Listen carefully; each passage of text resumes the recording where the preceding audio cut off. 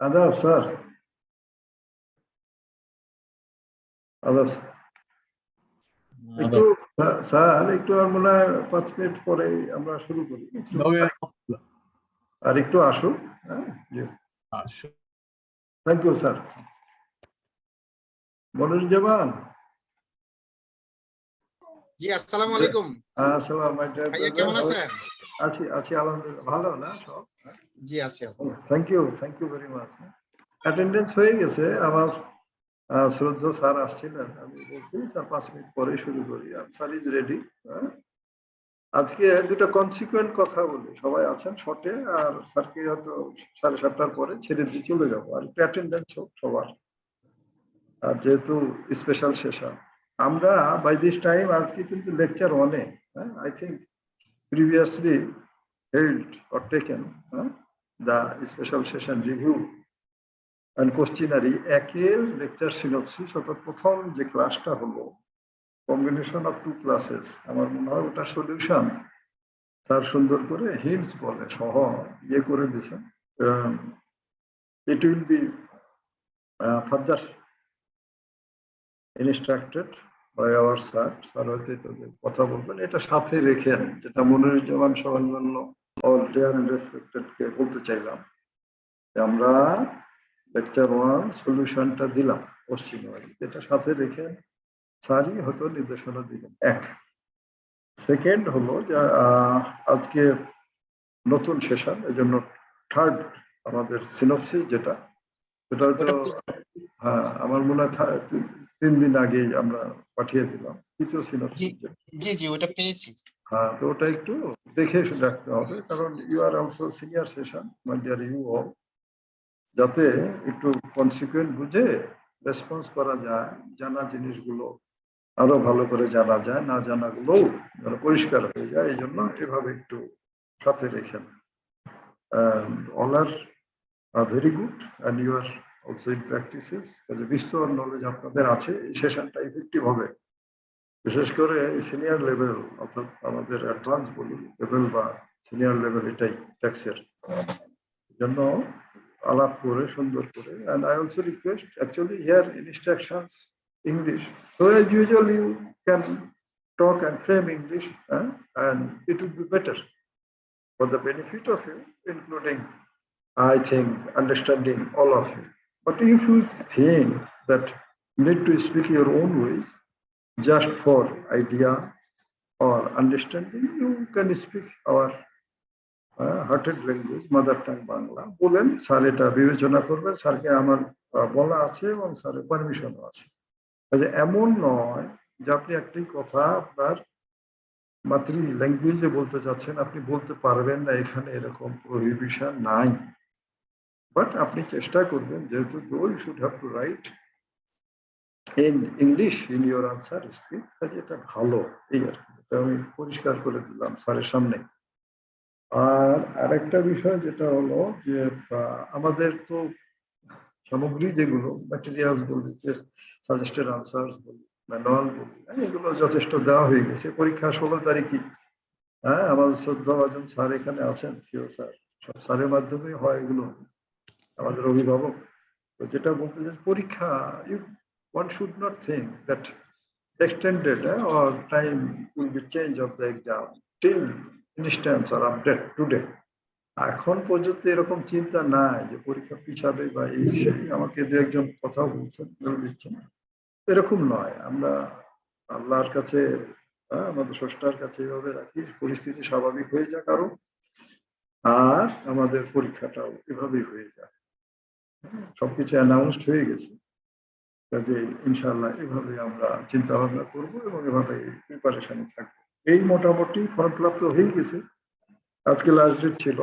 কাজে দো root to sit for the exam and I think by this time you have been confirmed by initiating on online of your approach or form fill up so no problem হয়তো অসুবিধা হবে না হলেও আমরা আছি আমাদের পরীক্ষা ডিভিশন আছে you can communicate no problem আর অন্যান্য ক্লাস এভাবে চলুক আমি ডিয়ারেস্ট আমার মনিরুজ্জামান ভাই including all others dear and respected ভাই বোন যারা আছি এমনি কোনো কিছু হলে মেল দিবেন, বলবেন, আর যদি কখনো এইভাবে আসি বলবেন, এই আর কি।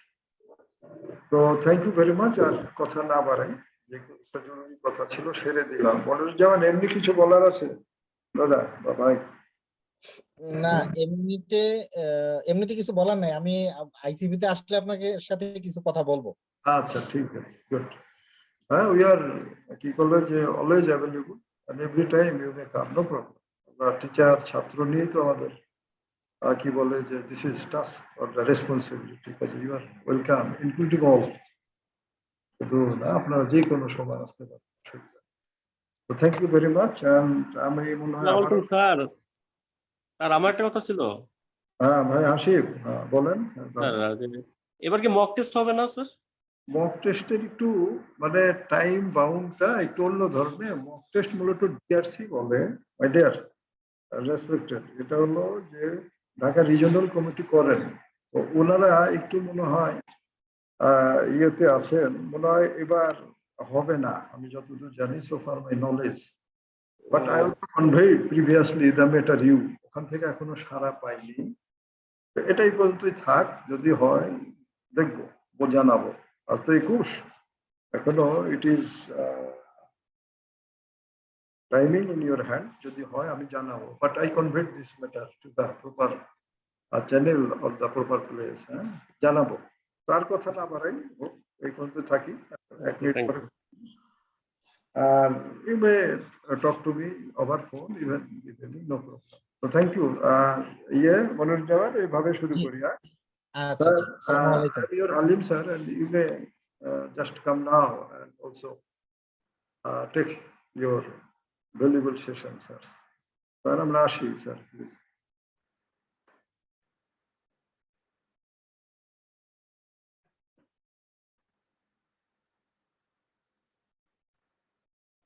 মামুন, তুমি হোস্ট করে দাও। আমি স্যারকে করে দিয়েছি হোস্ট। হ্যাঁ, ঠিক আছে, real good letter. Sir, may I request, sir please come in videos and just to start your valuable session, sir, please.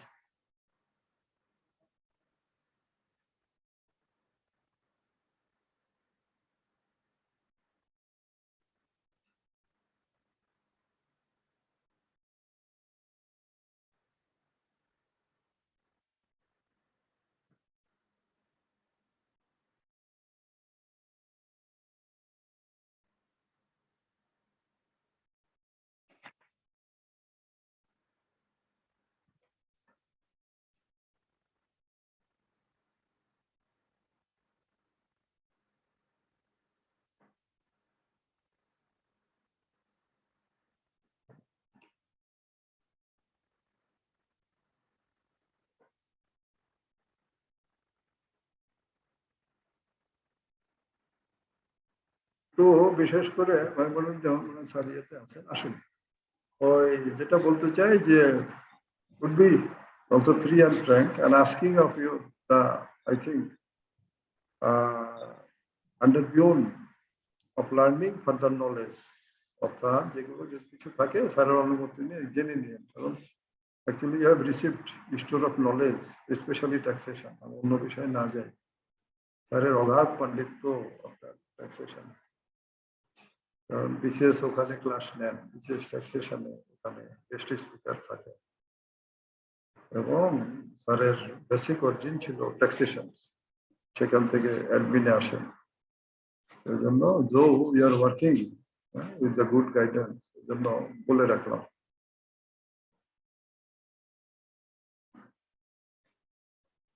Sir, I am Abdul Halim, sir, and also requesting you, please, you may kindly start, sir, please.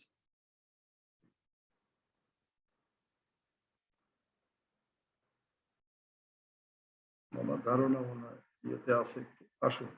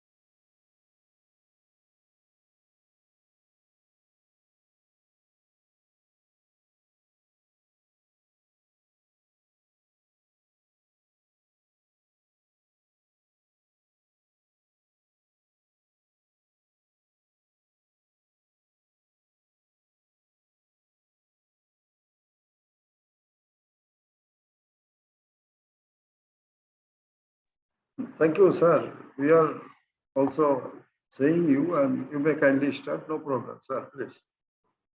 Boris Javan, let us start some response to our guardian.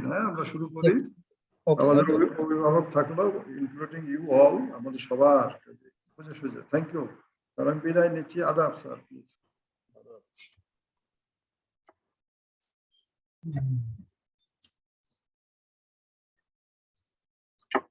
Okay. Good evening to everybody. Good evening, sir. Good evening, sir. Good evening, sir. Good evening. Welcome to this session. I believe we had other sessions with you, and this is the third session I am having. I have already given you a handout through the student counseling department, and probably you have gone through the synopsis. And there are 13 questions, and the questions have covered a number of areas. First of all, if you have gone through it, let us see what is there. Whether simply analysis of accretion sufficient to arrive at a decision regarding change in asset or fund. If not, why is it not sufficient? That is the first question. And of course, you understand to which section it is related.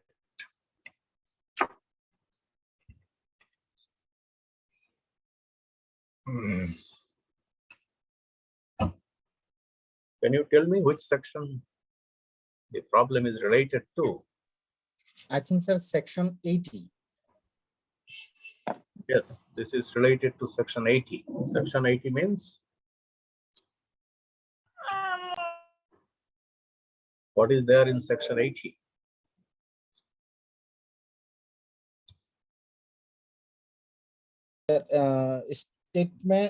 Statement of assets, liabilities, and lifestyle. Okay, very good. So what is said here in the question? Whether simply analysis of accretion sufficient to arrive at a decision regarding change in asset or fund. If not, why is it not sufficient? So what is accretion?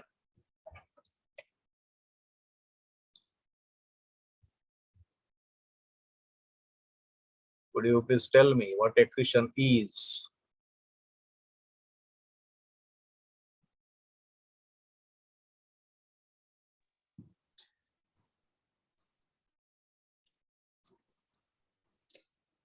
Sir, accretion is the difference between current year total asset and previous year total asset and liabilities.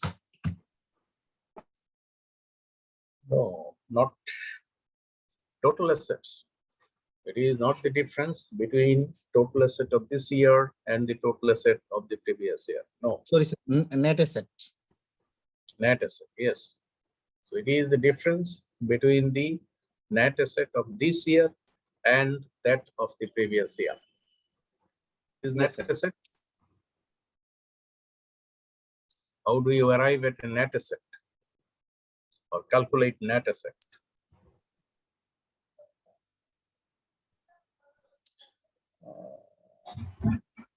Total asset less liabilities, sir. Total asset less total liabilities. Total liabilities. So difference between total asset and total liabilities is net asset. And you have to calculate net assets for 2 years. That means the current year and the previous year. So what does it indicate? Whether accretion is sufficient to arrive at a decision regarding change in asset or fund. Now, let us suppose that this year's net asset comes to taka 1 lakh. That means your asset is worth taka 2 lakhs and your liability is worth taka 1 lakh. So your net asset would be 1 lakh. This is this year's position. And let us suppose the previous year's position, the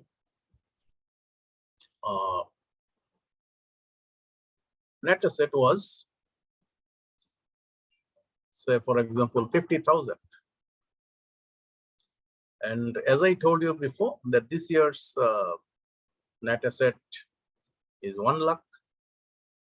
So accretion should be 50,000. Difference between the two. That means 1 lakh minus 50,000. So it should be 50,000. That means it is the accretion. And if this 50,000 plus expenditure, your family expenditure for the whole year. So let us suppose that your family expenditure for the whole year is 1 lakh. So the total of net accretion plus expenditure is 1,50,000.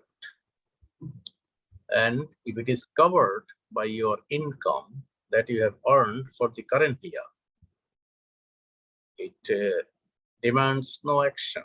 That means if your income of the current year is 1,50,000, then it means that you don't have to explain anything for non-covering of the net accretion plus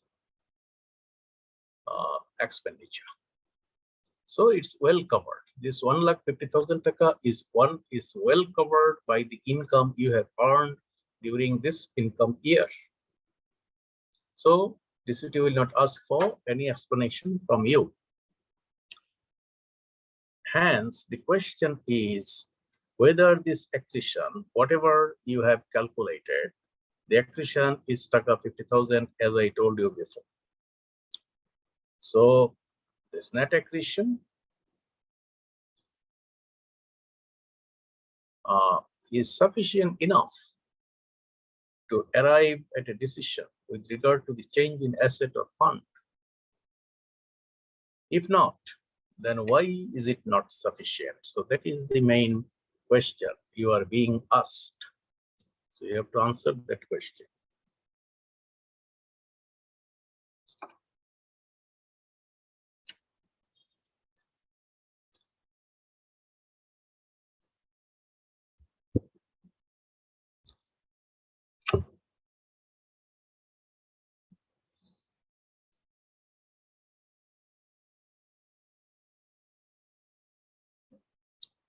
So your answer would be no.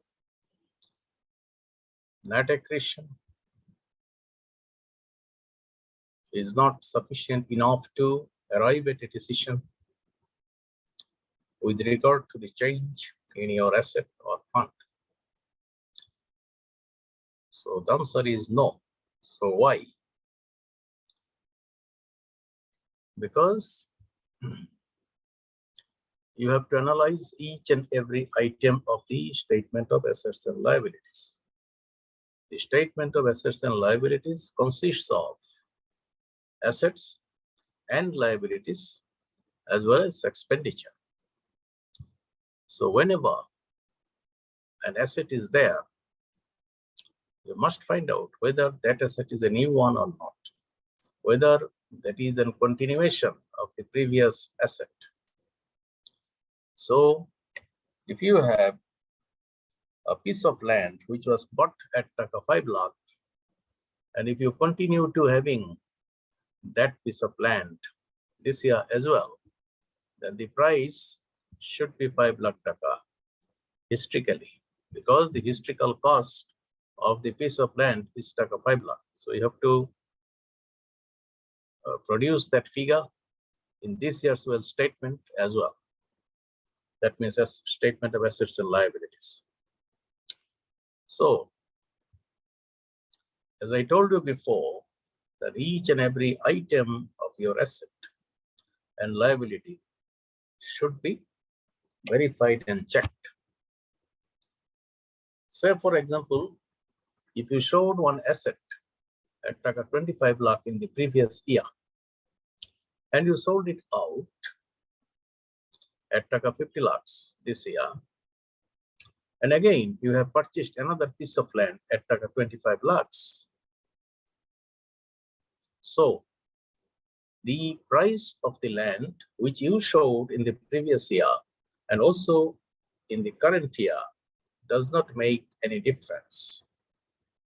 It does not make any difference because the same price has been shown in both the years. So there is no change actually.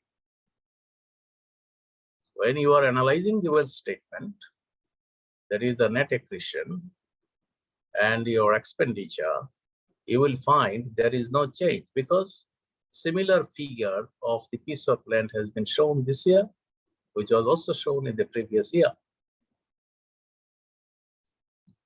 So what happened actually during the year, as I told you, that the land which you owned in the previous year has been sold out by you at taka 50 lakhs.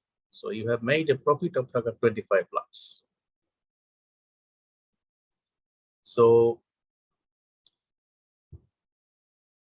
you sold out the piece of land at taka 50 lakhs, and out of that your profit is 25 lakhs. But you have again purchased one piece of land, similar piece of land somewhere else, maybe at taka 25 lakhs. So you have earned a profit of taka 25 lakhs, and at the same time you have invested taka 25 lakhs in the current year. So whenever you are saying that I have to calculate net accretion, yes, you can calculate net accretion, but it will not show any difference. The similar figure you can arrive at, and you will see that, okay, there is no change in the net accretion, or there is a change which is actually covered by the income you have earned during the income year. So no action is required by the Deputy Commissioner of Taxes. But whenever the Deputy Commissioner of Taxes finds out that the previous piece of land which you owned, you sold out, and again you bought one new, so he can calculate the capital gain of taka 25 lakhs, and he can impose tax on this capital gain and make an assessment. So this is possible only when the Deputy Commissioner of Taxes would analyze each and every item of the assets. So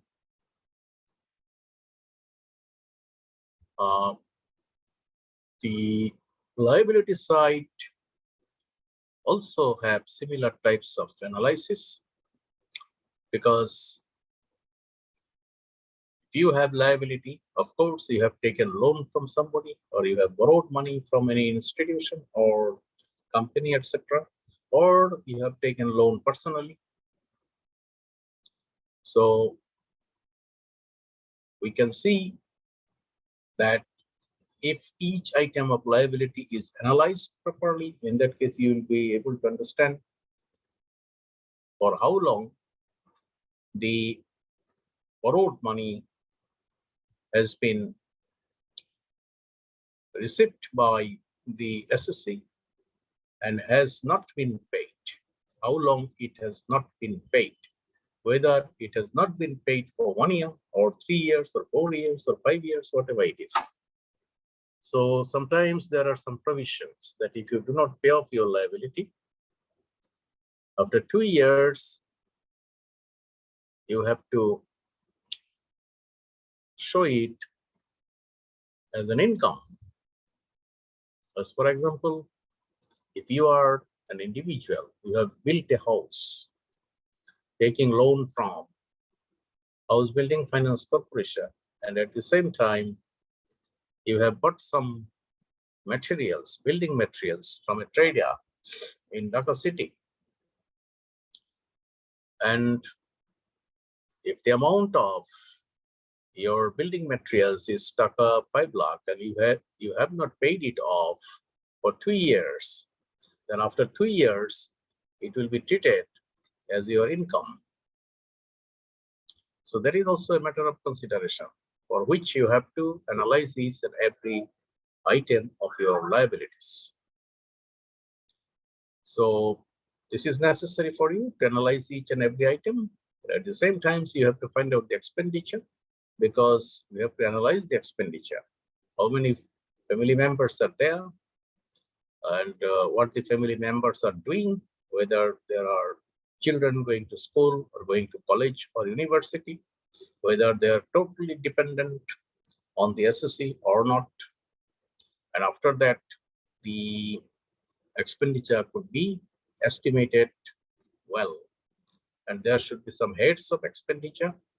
That means how much you need to pay your educational expenditure for children, how much you need to pay for your convenience, and how much you need to pay for your accommodation, and the amount which is needed for your food and lodging, or food, clothes, etc.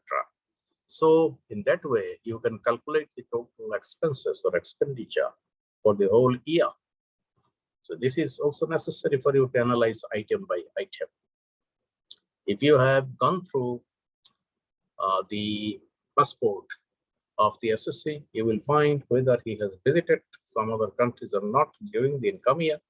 And if he has visited some other countries during the income year, it means that he has spent some amount of money while traveling the other countries. So in that way, it is also necessary to make an estimate that how much money he spent while being outside of the country.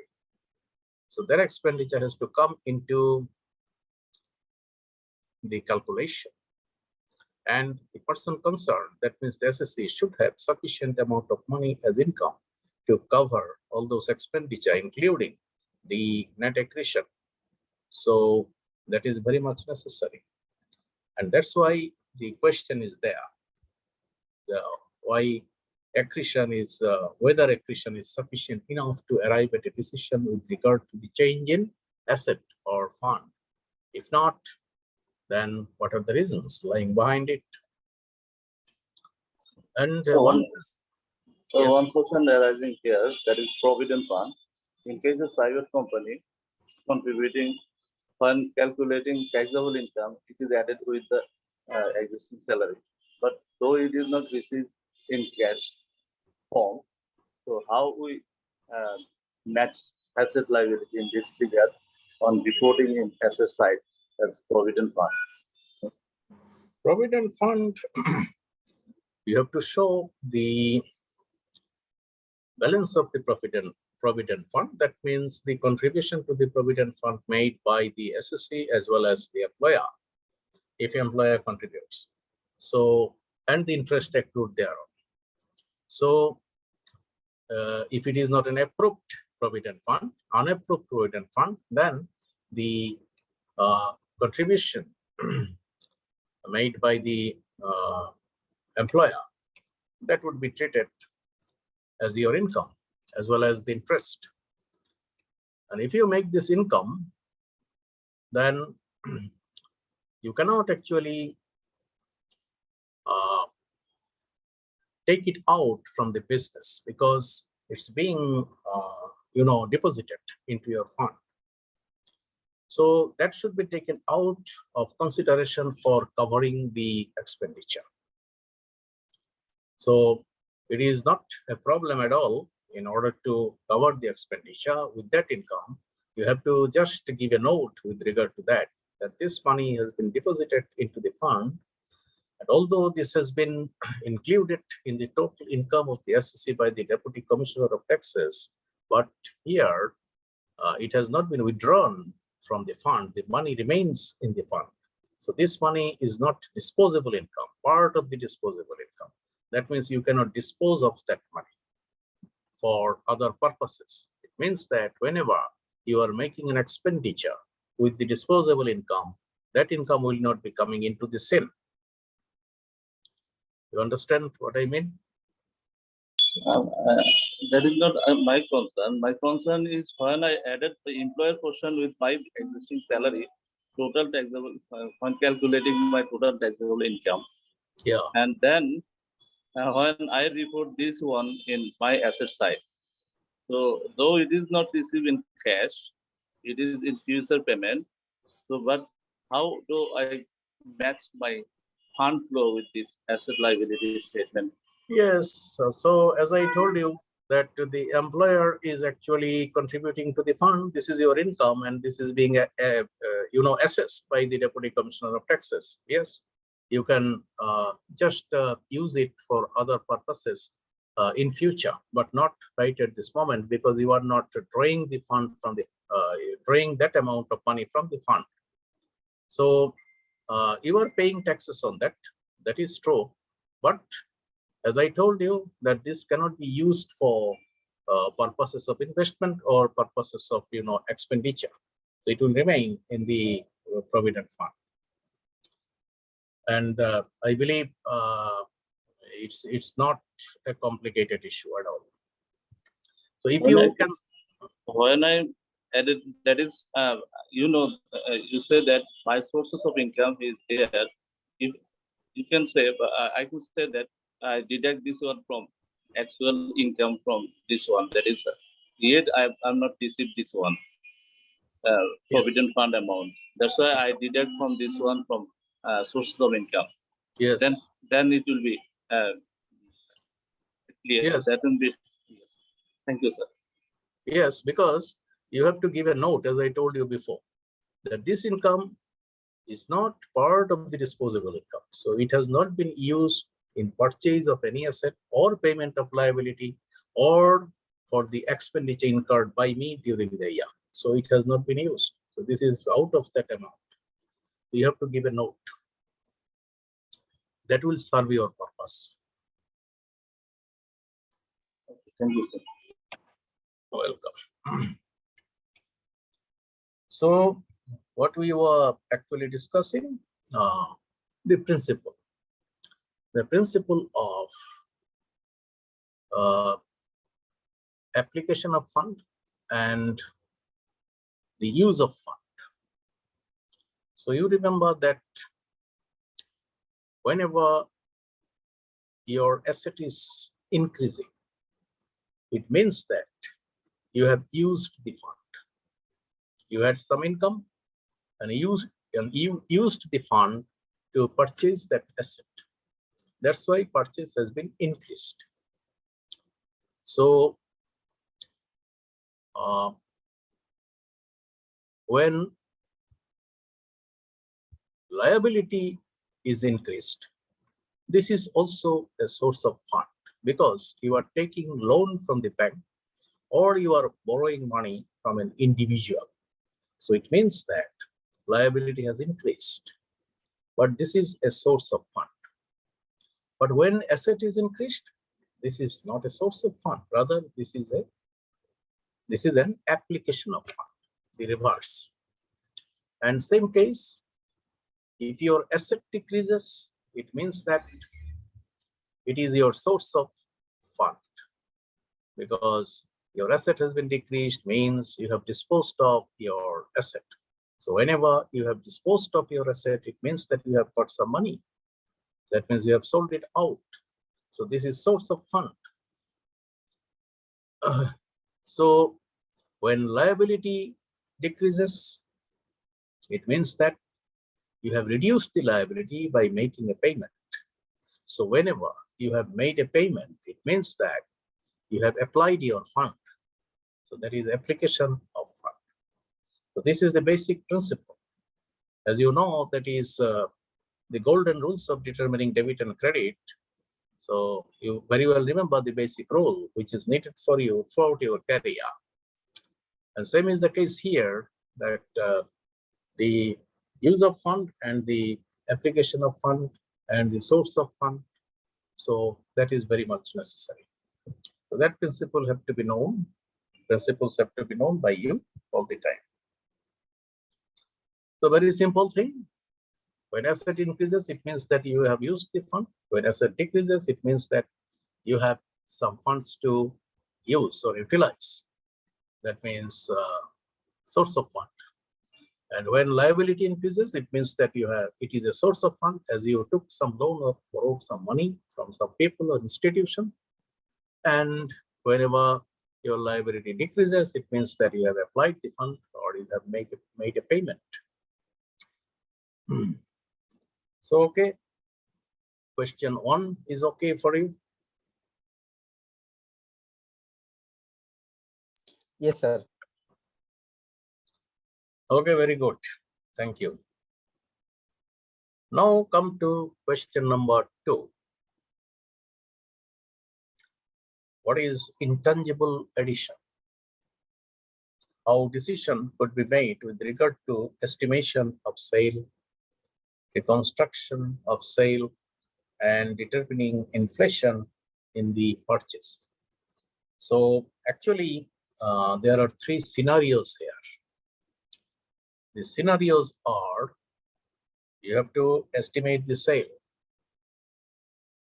You have to reconstruct this sale, and you have to determine inflation in the purchase. So these are the 3 scenarios here, and there might be individual cases for all these 3 scenarios.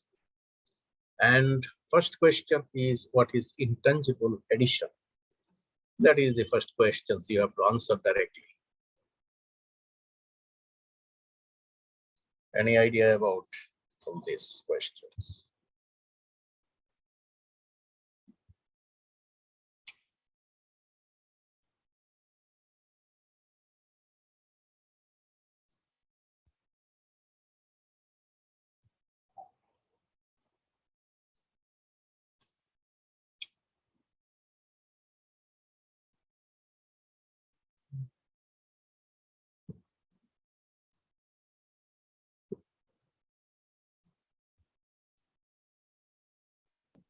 No, sir. Actually, there is no idea about intangible addition.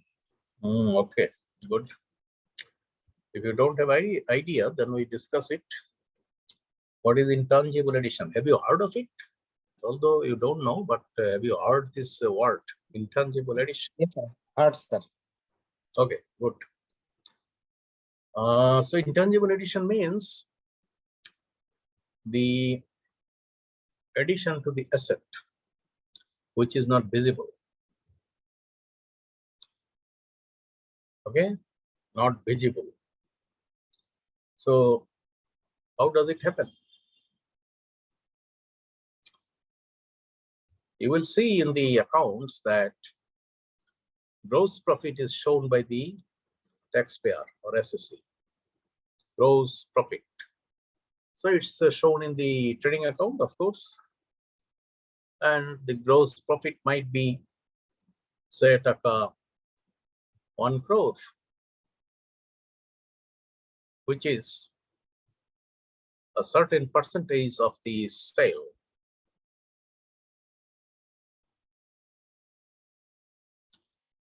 So you know the sale, you know the gross profit. That means the amount of gross profit, and then you can calculate the percentage of the gross profit of the sale.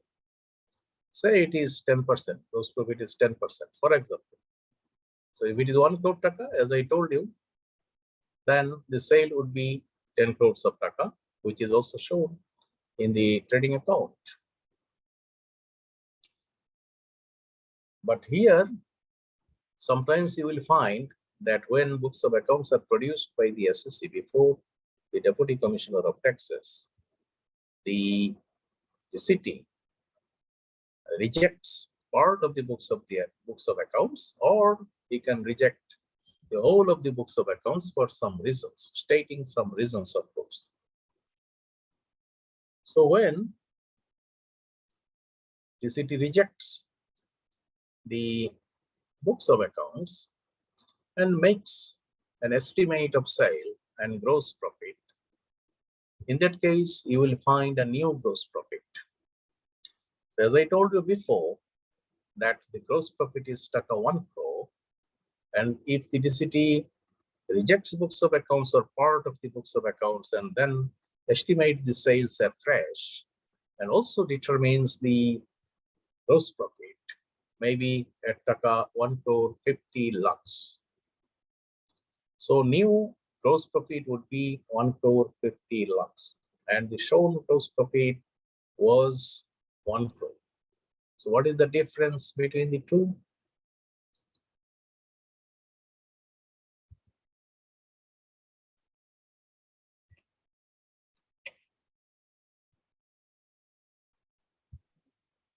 Then there is a new difference. That is previous Sorry? gross profit.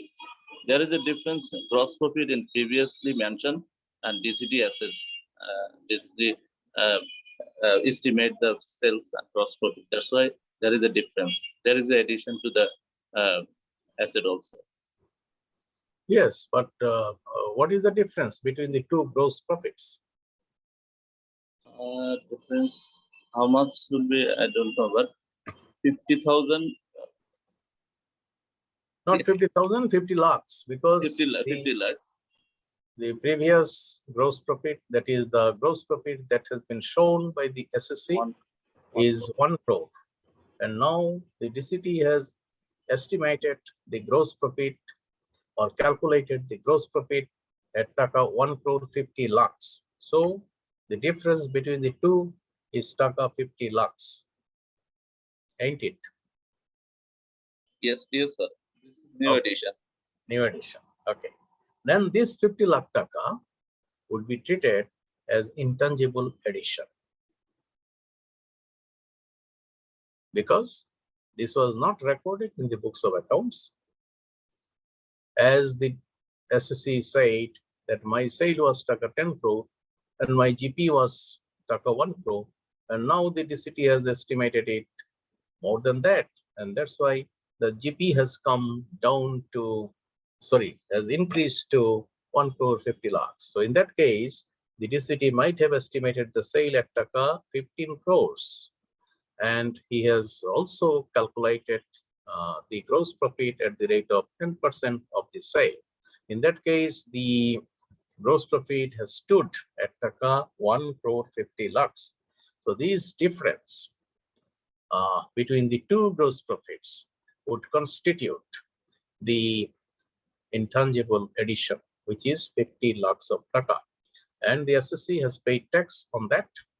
And that's why the SSC has the right to showing it in the balance sheet as an intangible addition. That means this is an asset on the part of the SSC, which could be utilized in future.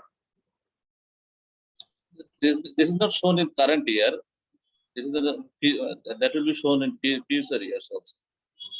Because the audited financial statement cannot be changed by this year. Audited financial statement cannot be changed. That is okay. But whatever facts are there that have to be incorporated into the accounts, maybe in the next year, it will be incorporated into the accounts. You will provide the information to the auditor, and the auditor will incorporate all those, because this cannot be avoided or this cannot be abandoned.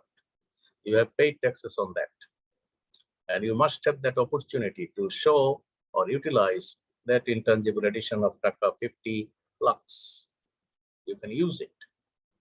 Yes, sir, is this one is justified, and that is estimated sale other than estimating the cost of goods sold?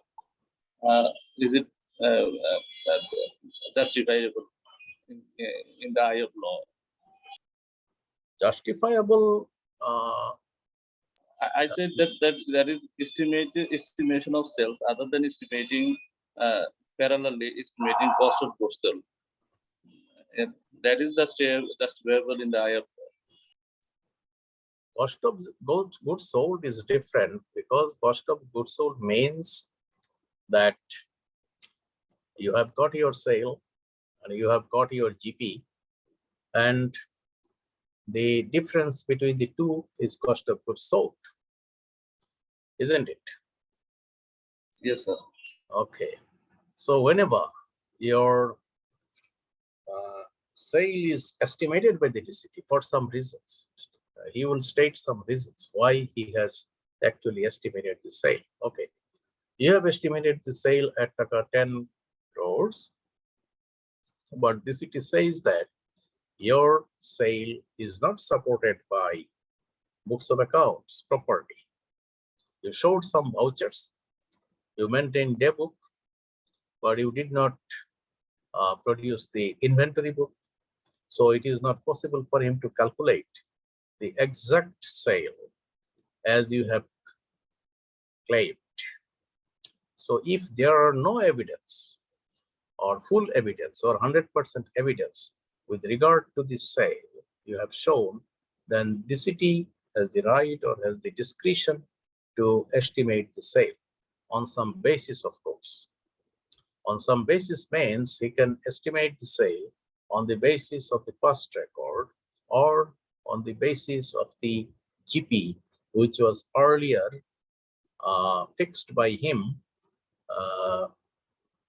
as per record, as per previous record in the last year as well. Or he can also take the GP as an average rate of gross profits for 5 years, in the past 5 years.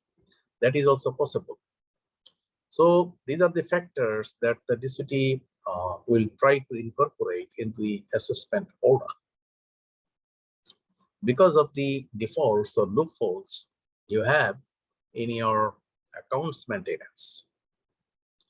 So cost of goods sold is something different, but it depends on the facts. If your cost of goods sold is okay, that has to be proved by you. That has to be evidenced by different documents. So No, I said that, sir, that is 10% higher than existing sales. That 10% would be also cost. That is, just 10% current sales higher than estimated sales. That is 10%. So this 10% would also cost. That's why I says whether estimating the sales, parallelly, it is not considered the cost of goods sold. That's why it is. I said that is it justifiable in the eye of law? Cost of goods sold, of course, it has to be taken into account. But what is the use of cost of goods sold? It does not matter, because whenever the sale has been estimated, you have made the sale and you have got the money from the sale of the goods. So definitely out of that, you might have spent some money in the cost of goods sold because you bought the raw materials or you bought the stock, etc. So that is of course part of the sale you have shown. And the DCT, while estimating the sale, of course, it does not matter whether he considers the cost of goods sold or not, but he will actually calculate the GP.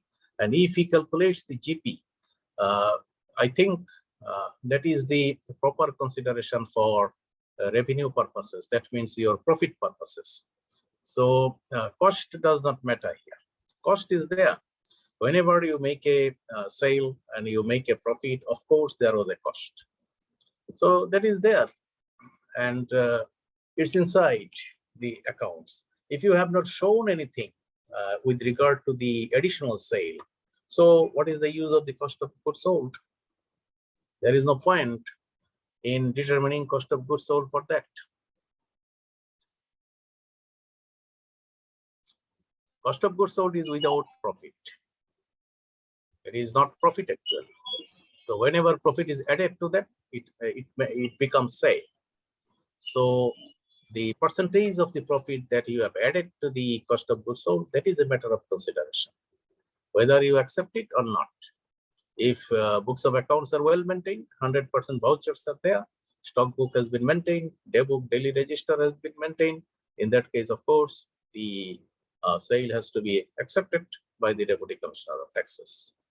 But if not, then he will try to readjust it, he will try to reconstruct it, or he will try to make an estimate. Sometimes when defaults are very small, in that case, he will try to reconstruct the sale. So your cost of goods sold is not a matter of consideration here.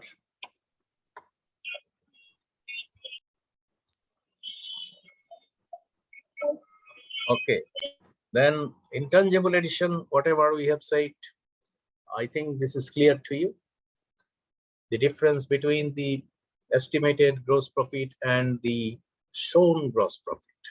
So difference between the two is the intangible addition. That is the answer. And next part of the question is how decision could be made with regard to the estimation of sale, reconstruction of sale, and determining inflation in the purchase. So there are three scenarios here, as I told you before. First scenario is estimation of sale, when sale would be estimated by the Deputy Commissioner of Taxes. So sale would be estimated by the Deputy Commissioner of Taxes when there will be lack of vouchers for the sale, lack of vouchers for the purchase, lack of maintenance of inventory books, that is opening inventory and closing inventory both. And sale is, of course, not evidenced by documents, or cash book we have to produce before, and the cash book, of course, contains information of the purchasers. That means you have sold out your product to a particular person, and if it could be verified, it means that yes, you have sold it out to him, and the figure that has been shown is also correct. But if you do not maintain the books of accounts, you can, the cash book, you can say that, okay, I actually maintain bank account, and the bank account contains the receipts. That means when the purchaser bought your product, they actually sent money into the bank account. And if your bank account had been credited with that amount of money, in that case, it could be proved that yes, the total sale has been matched with the credited amount of the bank. That is also possible. So these are actually factors to consider by the Deputy Commissioners of Taxes. So whenever he thinks that the sale is not vouched and verifiable, purchase is not vouched and verifiable, stock book has not been maintained, so he will say that the account is to be rejected because of these reasons as stated. In that case, whatever sale you have shown will not be accepted. The DCT will definitely estimate the sale on the basis of the past record. So past record would be the basis, or he can also get the place of business inspected by the inspector of taxes of that circle. And the inspector can go to the place of business in order to find out the performance of it. And on the basis of the information given by the inspector, so for example, the inspector made an estimate of the stock. So there is a stock in the shop, and you can actually convert it into turnover. Stock could be converted into turnover, or inventory could be converted into turnover. So you have to estimate the times, 5 times, 6 times, depends on the frequency of the purchase of the stock. And again, what the inspector can do, he can also inspect the books of accounts maintained by the SSC. So whatever has been written in the books of accounts, sometimes this is not actually reflected in the account submitted to the Deputy Commissioner of Taxes. So whenever the actual books of accounts have been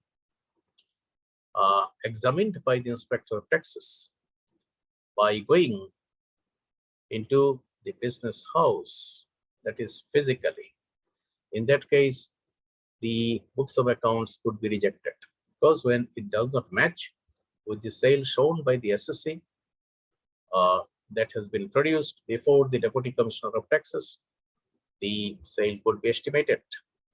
So the DCT will say that the sale which has been shown by the SSC is not subject to verification, and purchase is also not subject to verification. Stock book has not been maintained. So I reject this version of the books of accounts produced before me by the SSC, and hence I estimate the sale. So he would estimate the sale, or he will say that on the basis of the previous record, I am estimating the sale at taka this and this, or he will say that the inspection report that has been submitted to me by the inspector of taxes shows the sale at taka this. So I accept it and calculate the gross profit. And in that way, the net profit will also be calculated. That is, net profit, it will just the difference between gross profit and the total of the indirect expenditure or expenses, whatever have been incurred by the SSC. So net profit could also be shown. And on that, the DCT will impose tax. That is the way how it could be done. That is estimation of sale. And then There is any thumb rule to estimate this? How much would be added with the current sale estimation? no, there is There no is no thumb rule. No. It depends on the situation. As I told you before, I have explained it to you. Estimation could be made on the basis of the past record, one. Number two, it could be made on the basis of the inspector's report submitted to the Deputy Commissioner of Taxes. That means he will inspect the business house of the SSC. He will have a look at the stock. How much is the stock? What is the worth of stock? And what is the inventory turnover? How many times the inventory is being turned over? That means frequency. So if there is a stock of taka, say 50 lakhs, and if it turns over maybe 6 times in the year, that means the sale would be 3 crores. So like that. So depends on the inspection report of the inspector of taxes. Or past record is the best record, because last year maybe the sale was estimated at taka 5 crores. So the city can estimate it at 5 crores. If there is no closure of the business, or if there is no natural calamities which affected the business. So for example, the business house was closed for 6 months because of pandemic situation. Yes, in that case, he cannot estimate at the sale at taka 5 crores, rather he has to reduce it at taka 2 crores 50 lakhs, because 6 months time, the SSC could not do business. So on the basis of the practical situation and reasons, the DCT could estimate the sale. And of course, the rate of GP is also recorded in his tax file. GP was estimated, or GP was calculated at 10% in the previous year. So the GP could also be 10% this year, because there is a standard like that, that previous year's GP could be estimated.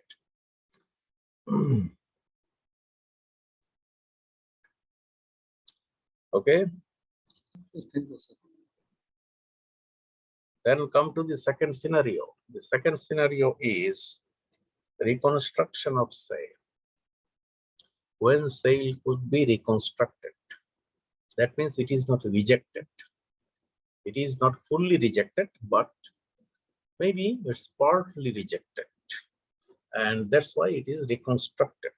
So how to reconstruct the sale and under which circumstances? So there must be some circumstances under which the sale could be reconstructed. And these circumstances are the SSC has maintained books of accounts. Inventory book has been maintained.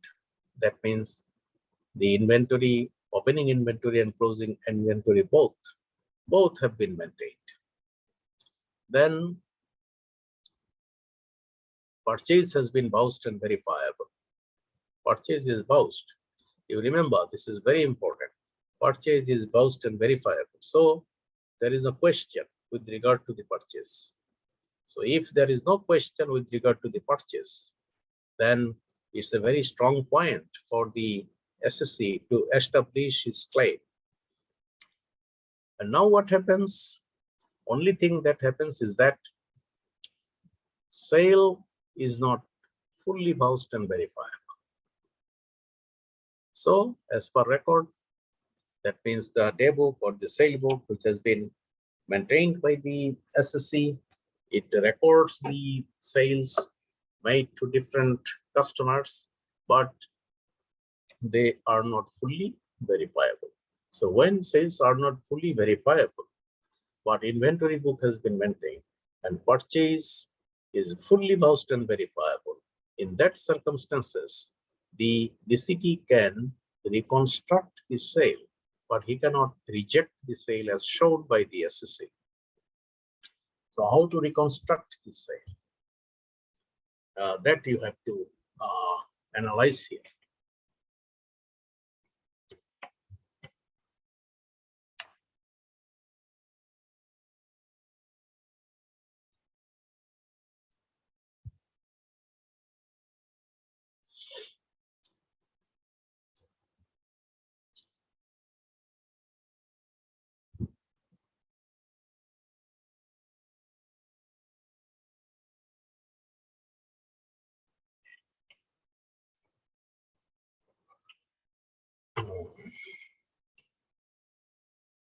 So here you have to find out like this. Say, for example, sale is taka 100 and GP has been shown by the SSC at taka 20. So you deduct GP from the sale. So if you deduct GP from the sale, the amount is taka 80. So taka 80 is the cost of goods sold. Isn't it? Yes, sir. Okay, so cost of goods sold you have got now 80 taka. And you know the GP rate? GP rate was 20%, as has been shown in the trading account by the SSC.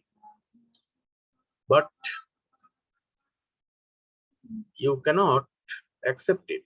It means that the DCT cannot accept it because of the reason that the sale was not fully vouched and verifiable. So he will try to find out in the previous record. So if he finds that the GP is 25% in the previous record or in the past year, or if in the past year the GP is 20% as well, then he can find out the average GP of that product. Average GP means the GP that is a standard one used by the Deputy Commissioners of Taxes in assessing the income of the SSCs for similar products or the same product. So if the DCT finds that the GP in this case, that means for this product, is 25% standard, in that case he can take that GP. He can just put that GP or incorporate that GP, 25%. So how to do that? So as I told you that sale is 100 taka, gross profit is 20 taka, then the cost of goods sold is 80 taka. So this 80 taka has to be divided by 100% minus 25%. 100% means you have to find out the desired GP. So what is your desired GP? Desired GP is 25% because that is the average GP or standard GP in such kind of products. So that's why 100% minus 25%. So it means that 75%. So this is the cost of goods sold. So 75%. That is estimation of cost of goods sold. Yes. So 75% or 0.75. You just divide taka 80 by 0.75. And there will be a figure. If you have the calculator with you, you can find out how much is the figure now. Taka 80 divided by 0.75.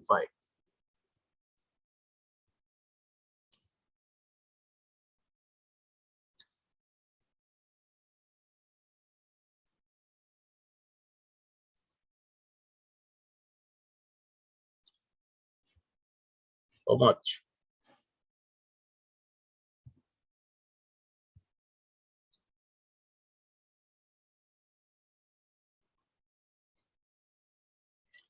Maybe the figure is 107, something like that, whatever it is. Let us suppose that the figure is 107. It means that this is the reconstructed sale.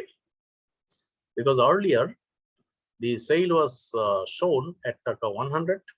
Now the DCT has reconstructed the sale at taka 107. So the difference between the two is taka 7. And this taka 7 is to be added to the profit. So that is what is done by the Deputy Commissioner of Taxes. So taka 7 would be added to the profit. This is called reconstruction of sale. So you now know how to reconstruct the sale. What is the way of reconstructing the sale, and under what circumstances the sale could be reconstructed. If you sell reconstructed, there is no change in sale, but change in cost of goods sold and gross profit, other than sell. So how do we call it as the reconstruction of sale? I have just shown you the example very clearly. Cost of goods sold I have calculated because your shown sale was taka 100 and your shown GP was taka 20. So what is the cost of goods sold? Taka 80, isn't it? Yes, sir. True or not true? True, sir. Yes. True, sir. Yes. Okay. So if taka 80 is the cost of goods sold, now I am just dividing it by 0.75. 0.75 why? Because my desired GP or standard GP is 25%. So 100% minus 25%. 100% minus 25%, it also means cost of goods sold.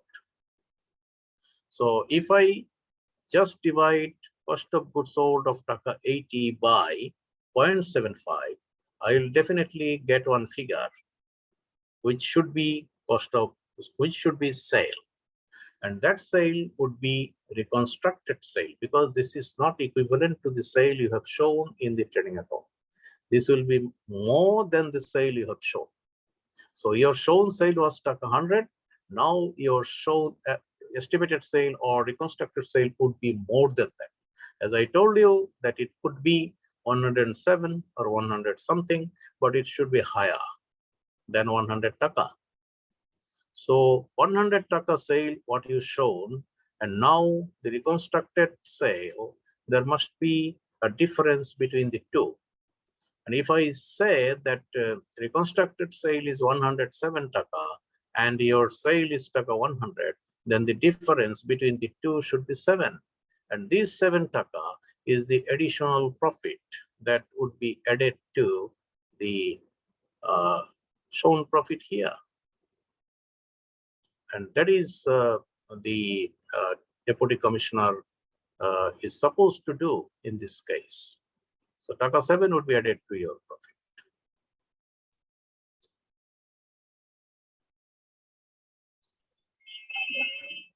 There is indirect estimation of sales.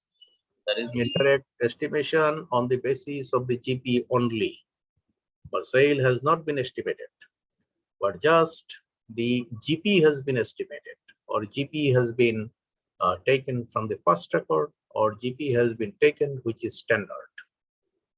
So whenever GP you have taken, so definitely sale will a little bit rise. There is no doubt about it, but sale has not been estimated. It is because of the loopholes in your vouchers. That means whatever sale you have made as per books of accounts or day book or sale book, and those are not fully vouched and verifiable. So that's why a part of it could have been unverifiable. And that's why the GP has been estimated by the DCT. And since the GP has been estimated by the Deputy Commissioner of Taxes, of course, there was an impact on the sale. And of course, it will rise. That's the case. Thank you, sir. Okay. So here, reconstruction of sale, this is the way how it has to be calculated or determined by the Deputy Commissioner of Taxes. You might know it. And if you remember this, you can apply in your practicing life.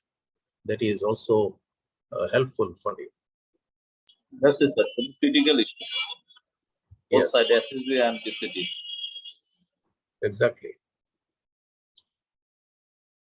And then the last one, and the last scenario, I have told you, determining inflation in the purchase.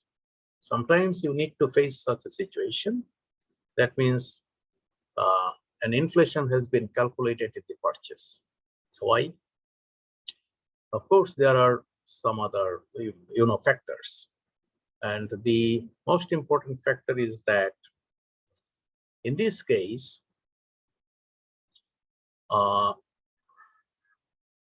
the inventory book has been maintained by the SEC. There is no problem with the inventory book. That means stock book. Inventory, that means opening inventory or closing inventory, whatever it is, those books have been maintained.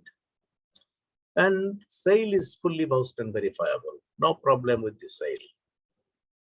The sales day book has been maintained by the SEC and the transactions are fully vouched and verifiable. And of course, the direct expenses, which have been shown in the trading account, they are also vouched and verifiable. Only thing is that purchase is not vouched and verifiable.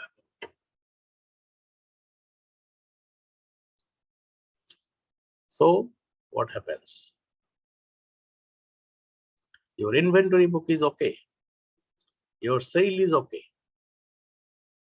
So whatever you have bought from others, the quantity has been shown properly.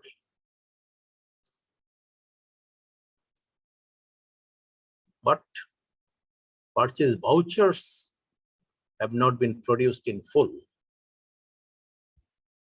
So amount cannot be verified fully. So in that circumstance,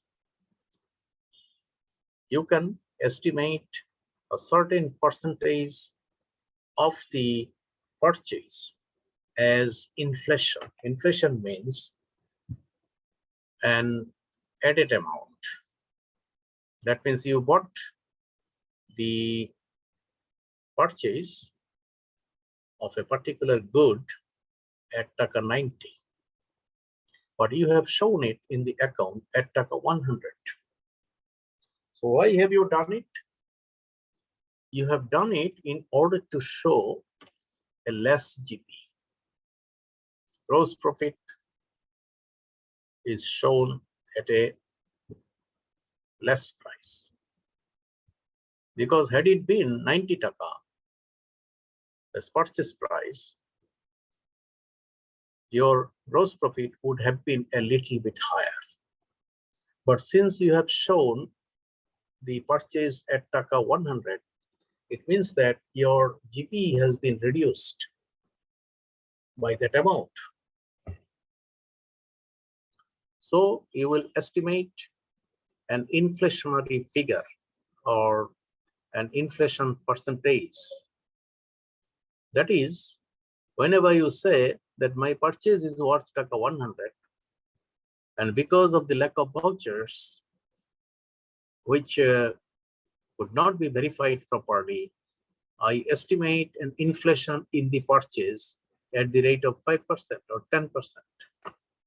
So if you estimate it at 10%, that the price has been inflated by 10%, it means that 90 taka, which has been shown here as purchase, or 100 taka, which has been shown here as purchase, 10% of 100 taka, that means 10 taka would be charged, would be deducted. So if you deduct 10 taka, that means 10% of the purchase figure, then there is an addition of taka 10 in the profit. So that 10%, that is 10 taka, that would be treated as profit because of the inflationary situation or estimation of inflationary figure. Sir, in case of the ratio in purchase and closing inventory, the quantity is there.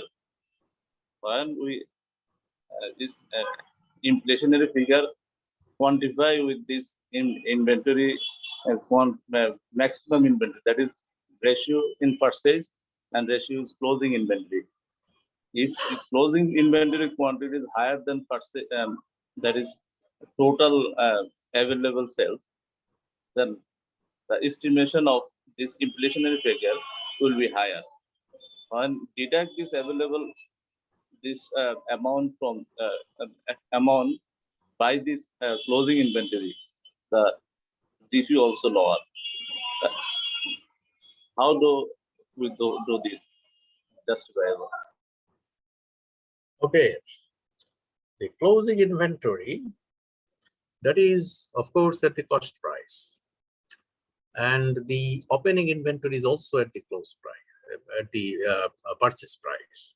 That means those are actually shown at the same figure. What is actually unsold, that is the closing inventory. But this is a quantitative analysis because the quantity which has been sold out and which has not been sold out will indicate what is the closing inventory. But about the price, that means the purchase price is not bounced and verifiable. So the price as has been shown in the opening stock, and afterwards, whatever purchases have been made, that should match with the purchase book. If the purchase book matches with the stock book, in that case, the DCT can come to a decision that this is almost the genuine figure, the authentic figure. But when it does not match, then you cannot come to that decision. The figure may not be matchable. It's not matchable. So whenever you say that I have purchased this, but there should be a voucher, but there is no voucher. If there is a voucher, I can say that yes, it is genuine, it is authentic. But when the voucher is not produced before the DCT, then how can you say that this is fully vouched and verifiable and this is genuine? Stock book is there, no problem. The closing stock book is also there. Quantity is there, no problem. But how do you say that this purchase is genuine since it does not have the voucher? As I said that is you said that the purchase price is inflated. The purchase price is inflated. That the quantity in purchase and quantity in closing inventory. When we sum up this with this multiplying, then the figure in closing inventory will be higher. When the closing inventory is higher, then the available for sale will be lower. By deducting this, cost of goods sold will be higher. The GP is lower. That's the case. Yes, the case is the closing price of the closing inventory that will actually be matched with the total stock book. The opening inventory that relates to the previous year, and the closing inventory relates to the previous year stock and this year's stock. It might be any, so that could be an average. But here the question is the purchase. The purchase, if it is vouched and verifiable, then there is no question with regard to the opening stock or closing stock or the price of the product. No matter, it's okay. But here you are looking in the vouchers, the receipts that you have purchased the product from the supplier or from the wholesaler. Since you cannot produce the vouchers, in that case, there could be some sort of inflation in the purchase. So if there could be some sort of inflation, as you say, that in the closing inventory, it could be inflated as well. So as I told you before, that which quantity of stock has been sold out first, whether that stock was related to the previous year or that was related to the current year, that is also a matter of determination. But if you cannot determine that, then whether the closing stock price should be higher or should be lower, that you cannot determine. So you have to take into account the purchase figure only, because you are lacking in the receipts or vouchers. So since you are lacking in the receipts and vouchers, it means that you could have shown some figure which is actually higher in order to calculate the GP at a lower percentage. So that's the case here. So quantitative analysis, if you can make it to the point, but you might be justified if you can do it from the viewpoint of the date of purchase of the stock and what stock actually comes from the previous year. That you have to consider, and the price of the previous year stock, that have to be considered as well. So it is really difficult to do it because you have to go by each transaction then. Thank you, sir. That's the case. It's a critical analysis. Yes.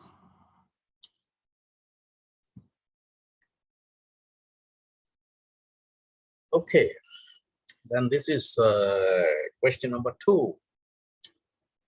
And we can now go to question number 3. Under which circumstances wealth statements should be submitted by an individual assessee? Whether Deputy Commissioner of Taxes can ask for wealth statement or statement of expenditure from those who are not supposed to submit the same.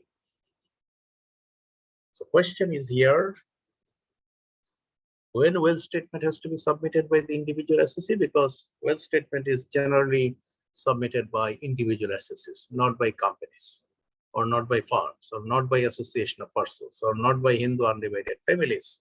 So this is always submitted by an individual. So under which circumstances, when he is supposed to submit it? And whether Deputy Commissioner of Taxes can ask for wealth statement or statement of expenditure from those who are not supposed to submit the same.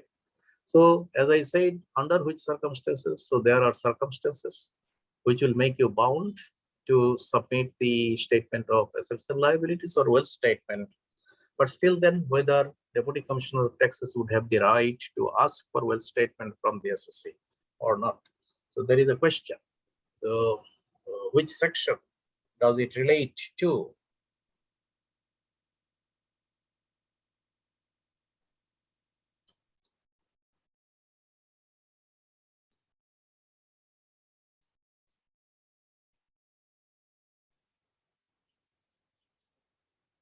I think 10B and double B. No, that is not section. IT 10B means it is wealth statement. Statement, yeah, statement. This is wealth statement or statement of assets and liabilities. IT 10B. It's That a is section 8, section 80. Section 80, yes. So what is said in section 80 with regard to this? When you have to submit the statement of assets and liabilities? In case of individual, when their asset will be net asset will be 40 lakh, then they'll submit their asset statement Yes. with his return. Other cases, in case of the SSE have a individual income not more than 3 lakh. And voluntarily, any individual, any SSC can submit wealth statement with his return. Okay. In case of in case an SSC bound to submit his wealth statement when his individual net asset more than 40 lakh. Mhm. Okay. Then let us see section 80, what is said here. First of all is that every individual SSC who under subsection 1 is not required to submit the statement may voluntarily submit such statement. So this is on the part of the SSC. That means the SSC can voluntarily submit the wealth statement, even if he is not required to do it mandatorily. That is one thing. And every individual SSC whose total income does not exceed taka 4 lakh as on the last date of the income year shall furnish in the forms and manners as prescribed a statement of expenses relating to lifestyle of the person. Sorry, it does exceed. It is when it exceeds the 4 lakh taka, total income of 4 lakh taka, then he is supposed to submit a statement relating to the expenses. That means his lifestyle expenditure. And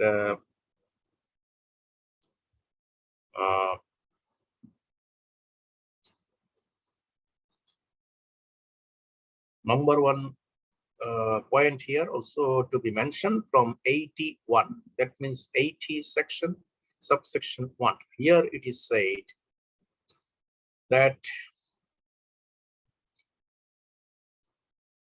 the person, as on the last date of the income year, if the person has in the last date of income year a gross wealth exceeding taka 40 lakh. That means gross wealth. This is not net wealth. This is gross wealth. That means total assets. If his total asset exceeds taka 40 lakh on the last date of the income year, then he has to submit a wealth statement under section 80. It is said in section 80, subsection 1. And again, when he owns a motor car, whatever his income is, no problem. He has to submit a statement of assets and liabilities. Or he has made an investment in a house property or an apartment in the city corporation area. So if you have invested in any apartment or a flat or a house which is located in the city corporation area, of course, you have to submit a statement of assets and liabilities. So these are the circumstances under which the SSC is supposed to submit the wealth statement. But one point is not said here, whether Deputy Commissioner of Taxes can ask for the wealth statement when he is not required to submit it. This is the discretion of the Deputy Commissioner of Taxes, which is not mentioned here. The liability of the SSC has been mentioned only, but not the Deputy Commissioner of Taxes. But Deputy Commissioner of Taxes has got the discretion to ask for the statement of assets and liabilities whenever he thinks that this person has got some wealth which has not been shown in the accounts, or which should be shown in the account, or he might have some assets in which he has invested a lot of money but has not shown it. So if it comes to the knowledge of the Deputy Commissioner of Taxes from any source, in that case, the Deputy Commissioner of Taxes is supposed to ask for a statement of assets and liabilities. For example, There are some provisions in the income tax department for dissemination of information.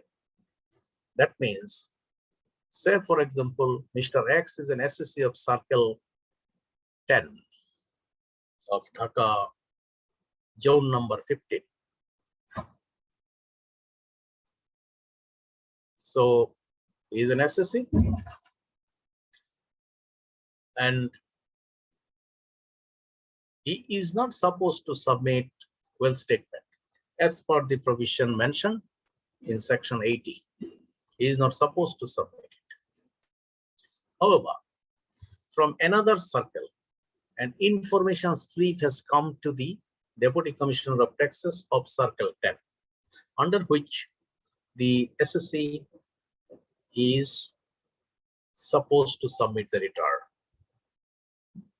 That means the jurisdiction is Circle 10 for the SSC, but another circle has got information that this SSC has got some property in another area that is under the area of that circle. And in that circumstance, of course, an information slip would be sent to the Deputy Commissioner of Taxes of Circle 10, saying that this gentleman, who is an SSC under your jurisdiction, has got a property in that area. So please see whether it has been shown in the wealth statement. So as I told you before, that this SSC is not supposed to submit the wealth statement. But still then, the Deputy Commissioner of Taxes can ask for a statement of assets and liabilities from that SSC, although he is not supposed to submit the statement of assets and liabilities under this section, that is under section 80. Is it clear to you?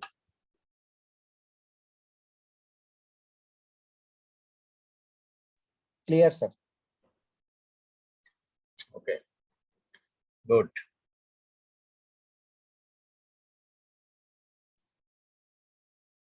If it is okay, then we move to question number 4. A trader entered into a contract with a farmer of Uzbekistan to supply cotton.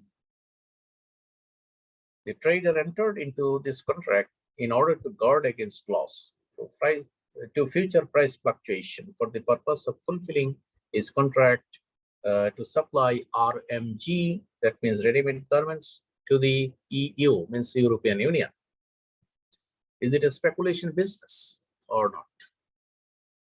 And just justify your answer.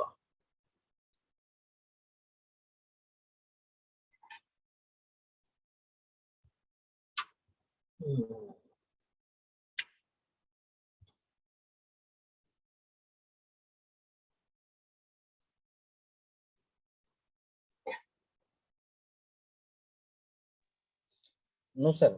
This business is not actually speculation business. It is not a speculation business. Okay, fine. Why it is not a speculation business?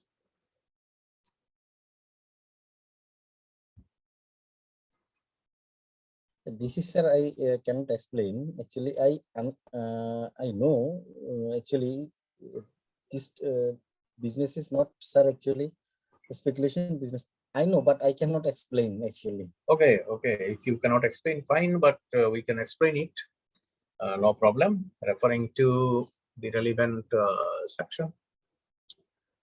And do you need any break? Tell me. If you need any break, then I can give you a break for 15 minutes. So we need a break, Okay. not less than 15 minutes.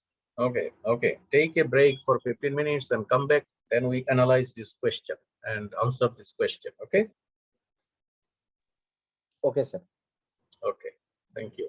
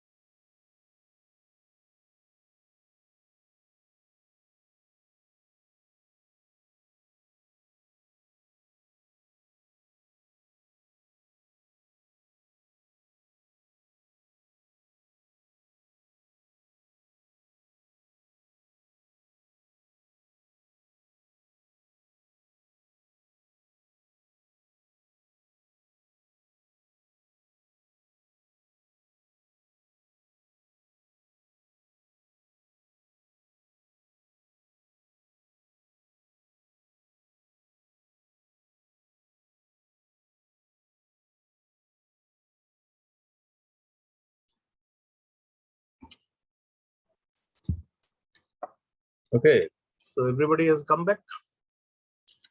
Yes, sir. Okay. Yes, sir. So now the question, speculation business.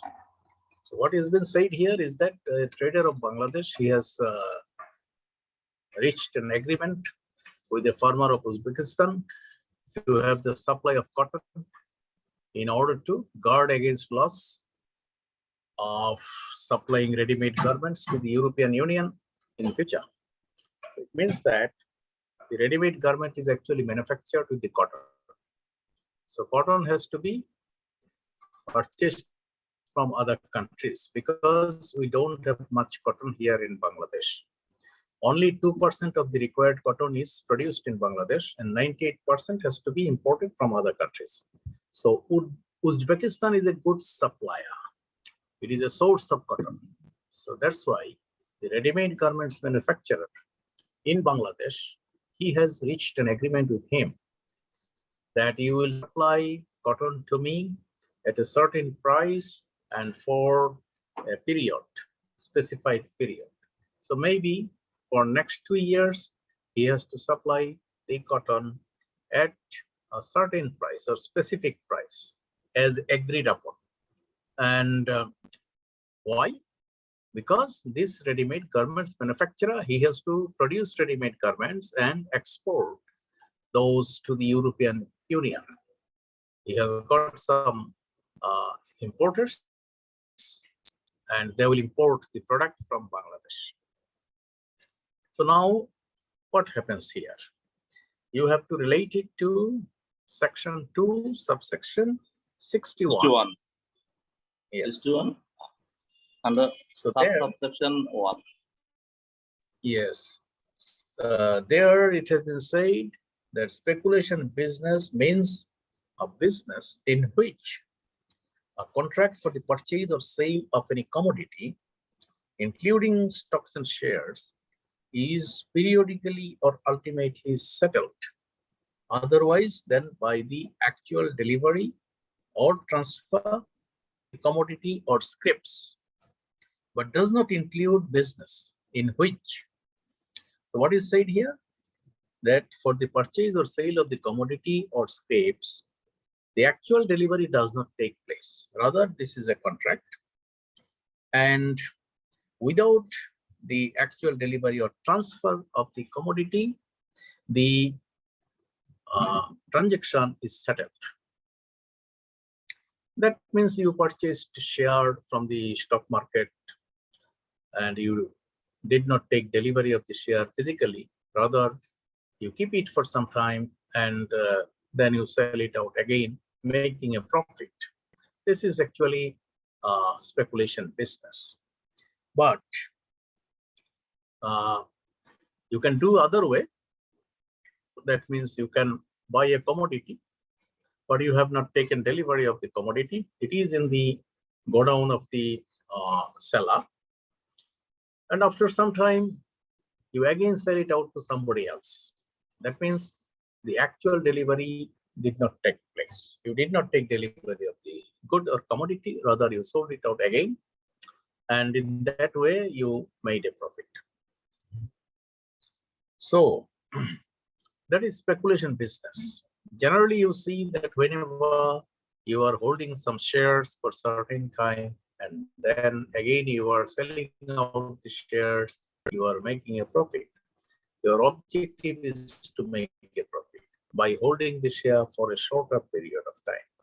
But whenever you buy the shares with the interest that you will get dividend out of the profits made by the company, and you hold it for a good number of years, that is a different issue. That is not speculation business.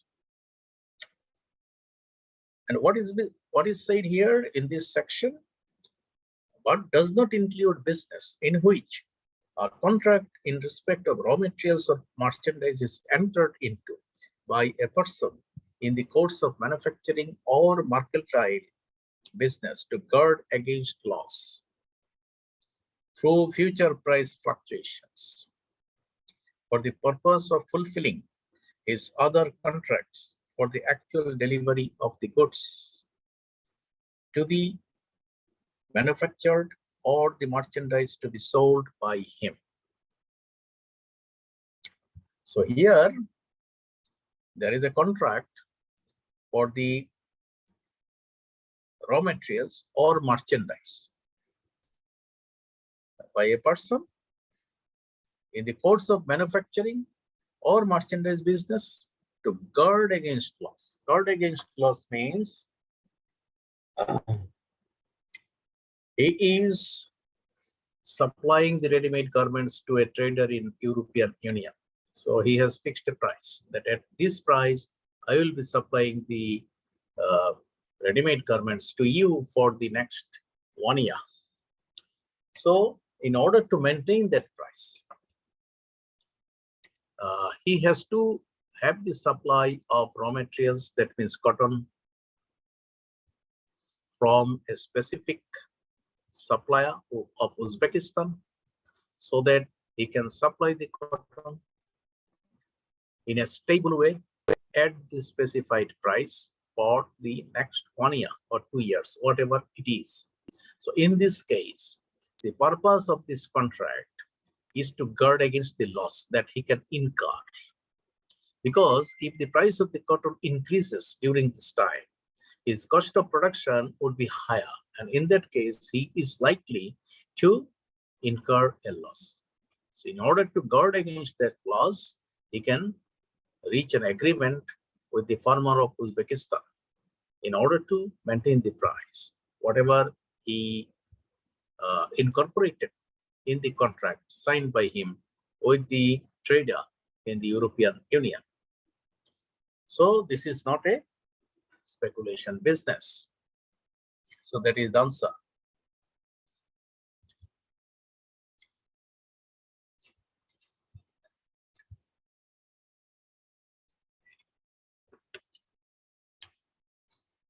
Number 5 question. What is the legal point in exercise of power or jurisdiction by a successor officer, Deputy Commissioner of Taxes? Successor officer means Deputy Commissioner of Taxes we are referring to here, while he takes over from another assessing officer. So one Deputy Commissioner of Taxes, he has been transferred from the circle and another officer has taken over. And in that circumstances, what is the legal point in exercise of power? That means the new officer who joined that circle and how he can exercise his power in making an assessment or in the proceedings. That is the question.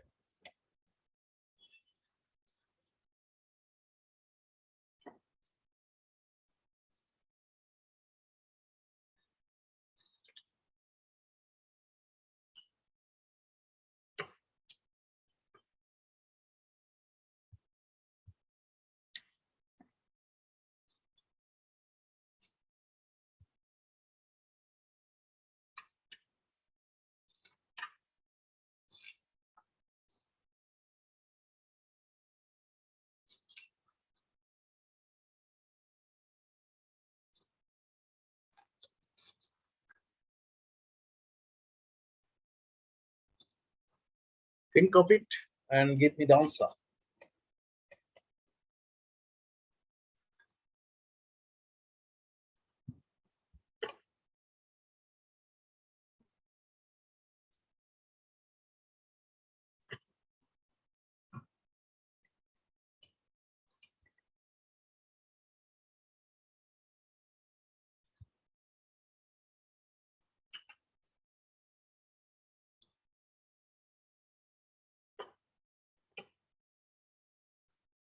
So I just give you an example. You have submitted a return to the Deputy Commissioner of Taxes, and the return has been accepted by him. This is a normal return, not a return under the self-assessment scheme. So that's why he has issued a notice under section 79 and 83(1), asking you to produce the books of accounts, evidences, documents, etc., and also to appear before him in person. So that is what the notice actually said. And now, after issuing a notice to you, that officer has been transferred.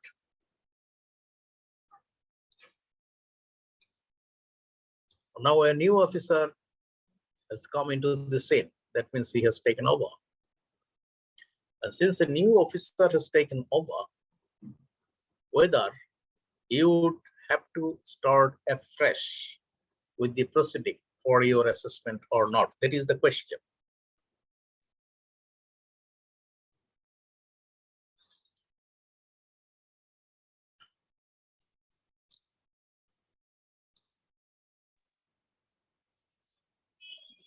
Section 7, sir. Yes, section 7, which is exercise of jurisdiction by successor. So what he can do? He can start from the proceeding next to what is needed. That means if notice under section 79 and 83(1) have been issued, he will start making the assessment. If he needs to take a hearing, he can take a hearing. And the notices which have already been issued by his predecessor would be treated as valid. And no other proceeding has to be taken by him afresh. That is, new proceeding is not needed. The old proceeding will be sufficient enough for him to proceed with the assessment. Now, if the notices have been issued already, he will start making the assessment. He will examine the books of accounts produced by the SSC and other evidences, bank statements, etc., whatever have been produced by the SSC, and afterwards he can go straight for making the assessment. He does not have to wait for anything else. So this is said in section 7, exercise of jurisdiction by successor, where in respect of any proceeding under this ordinance, an income tax authority is succeeded by another. The income tax authority is so succeeding may continue the proceeding from the stage at which it was left by the predecessor. So it has been said very clearly that succeeding officer may continue the proceeding from the stage at which it was left by the predecessor. So that is the understanding and legal provision that you have to follow.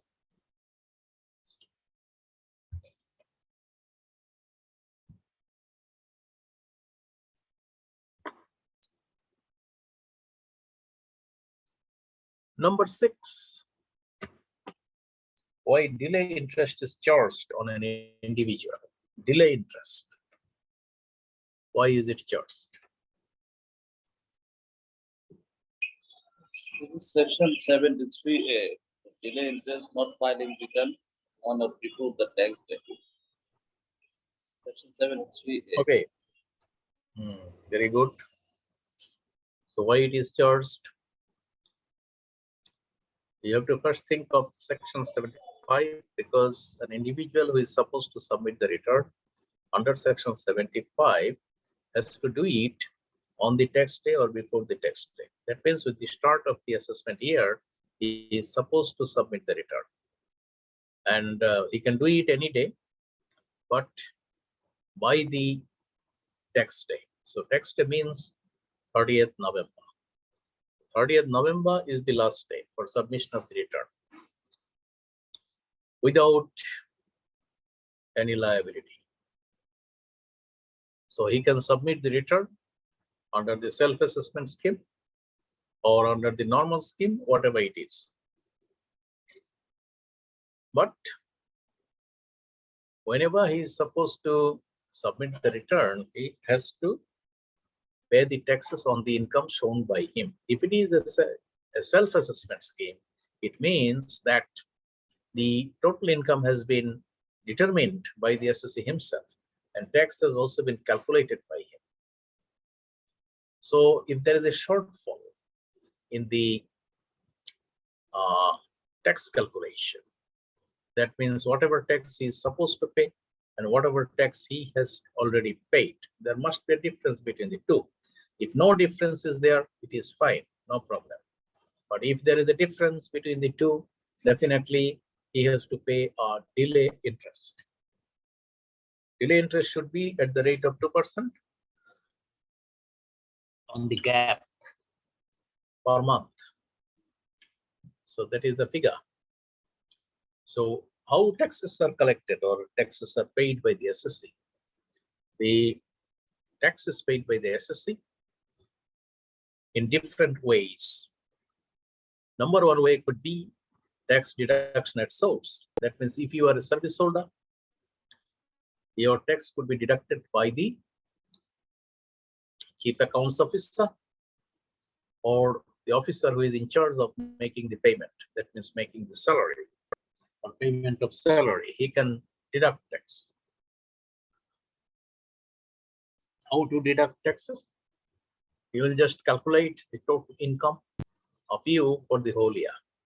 That means your basic salary, your house rent allowance, medical allowance, conveyance allowance, entertainment allowance, all these he would take into account. Then he will appropriately calculate the total income after deducting the exempted income or those incomes which are not to be included in the total income.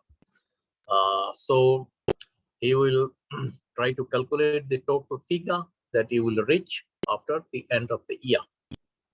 So when he can make the total income, he will calculate the tax on the basis of the prevailing tax rate. So if he thinks that the tax rate would be 60,000 taka per year, then he will just deduct 5,000 taka each month whenever your salary is paid. So at the end of the year, you have already paid 60,000 taka. So that will go to your credit, of course. But if you think that you have got some other sources of income, of course, you can pay taxes on the basis of your estimate or on the basis of your calculation to be made by yourself. That means you have got house property income.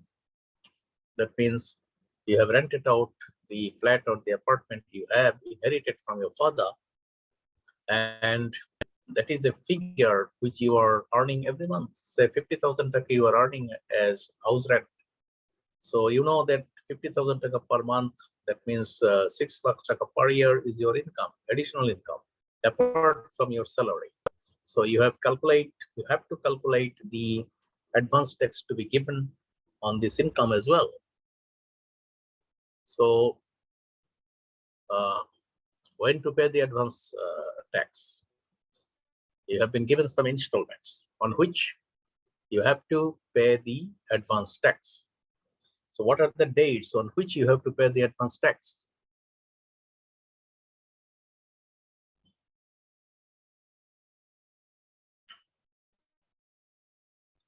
You have to pay the advance taxes on 4 dates, and the dates are 15 September, 15 December, 15 March, and 15 June. These are the 4 dates on which you have to pay advance tax. So you will calculate your income, and on the basis of the calculation of tax on that income, you can just prepare yourself to pay the installments of advance taxes. Now, what is said here? As you said, that 73, section 73. Go to section 73. What is said there?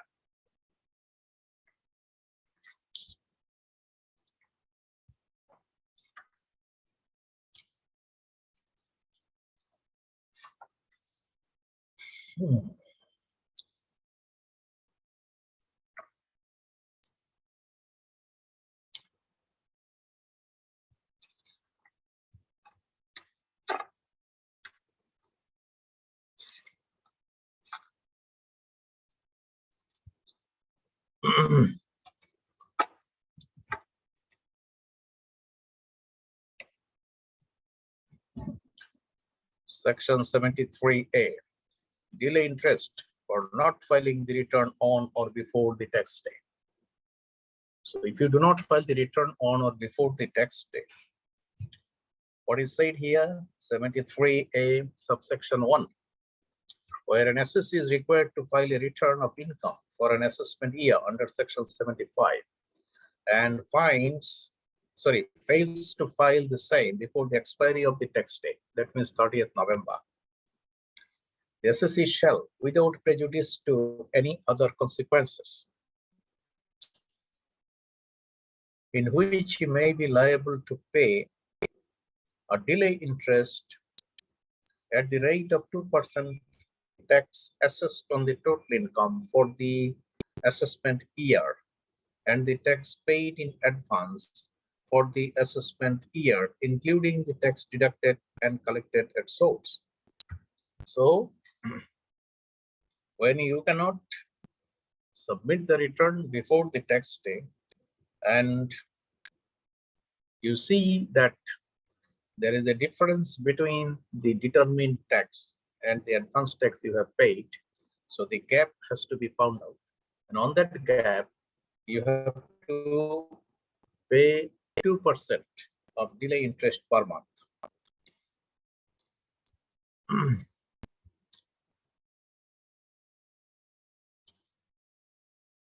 So you can also say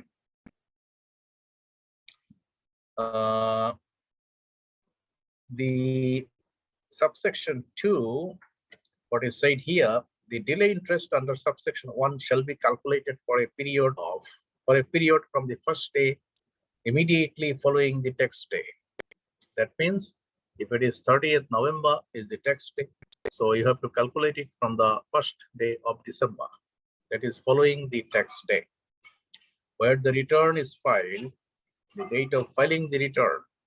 So when you file the return up to that date, say for example, you have submitted the return on the 30th day of March or 31st day of March, then you have to calculate the delay interest for the month of December, January, February, and March, 4 months, at the rate of 2% on the gap or difference between the determined tax actually paid by you. And another proviso has been said where the return is not filed the date of regular assessment. When you have not submitted the return, sometimes it might happen that you haven't submitted the return, but the Deputy Commissioner of Taxes will make the assessment. So whenever you have not submitted the return, he will issue a notice. And if you do not comply with the notice, he will make the assessment. So how he will make the assessment? He will make the assessment under section 84. That is the best judgment assessment. So he will calculate the delay interest from the day following the tax day and up to the date of regular assessment. That means the date on which he made the assessment. Up to that date, he will calculate delay interest at the rate of 2%. So the full amount of tax which has been paid, or which has been determined by the Deputy Commissioner of Taxes, if there is no evidence that you have paid, advance tax in any way, or no tax was deducted by any authority on your income, in that case, the difference between the two taxes would be the full amount of tax determined by the Deputy Commissioner of Taxes. That means if the Deputy Commissioner of Taxes calculates your tax at taka 50,000, and if there is no evidence that there was any deduction at source, in that case, the difference between the two, 0 and 50,000, would be 50,000. And on 50,000 taka, this is the gap money. 2% simple delay interest will be charged for each month up to the date of the regular assessment. Provided that the period for calculating delay interest under this section shall not exceed 1 year. So there is a limitation. That means you cannot impose the delay interest for more than 1 year. So the maximum period for charging delay interest should be 1 year. Provided further that the delay interest under this section shall not be payable by any SSC for whom the provision of subsection 5 of section 75 applies. This point is very important for you to remember, because whenever a government officer has gone abroad for studies on deputation or on lien, that means the government officer has been sent by the appropriate authority to a foreign country or to a foreign university to continue his studies.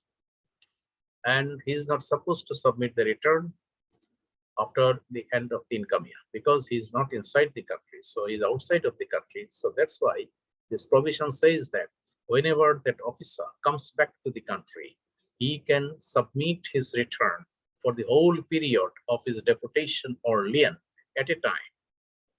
So this is under section 75, subsection 5. That means when a person that is a government servant has gone for training or gone for higher education with due permission of the government, and for the whole period of his deputation or lien, he can submit the return at a time after he comes back to the country within 3 months of the time of his arrival in Bangladesh. So when he comes back to Bangladesh, from the day of his arrival, within 3 months' time, he would be able to submit the return for the whole period of his deputation at a time. So in that case, this section would not apply, because there won't be any delay interest.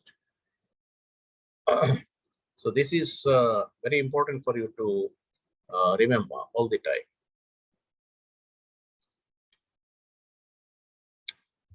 Okay.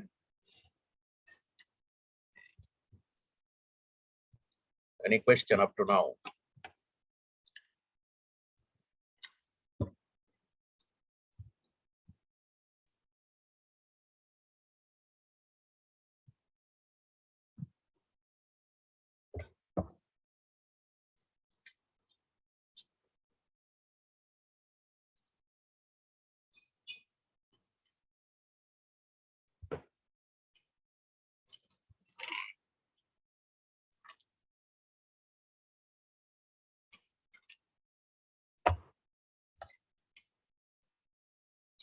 You have no question, then we can move to the next question. Next question is, when an individual SSC is supposed to pay simple interest and under which section of IT Ordinance 1984? That means this is simple interest, not delay interest. So when an SSC, individual SSC, is supposed to pay simple interest, and under which section? So the simple interest is to be paid by the SSC under section 73. And the delay interest was to be paid under section 73A. So there is a difference. And what is said here, when the SSC is supposed to pay simple interest? Section 73, subsection 1 says, where in any financial year, advance tax paid by an SSC together with the tax deducted or collected at source, if any, under this chapter is less than 75% of the amount of tax payable by him as determined on regular assessment. So this has to be remembered well. So it has been said that when you have paid your advance tax, as I told you before, that advance tax by an SSC has to be paid in 4 installments. First installment is due on the 15th of September of the assessment year.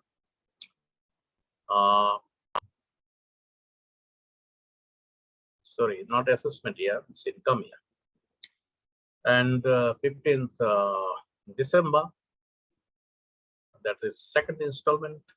And on 15th March, that is third installment.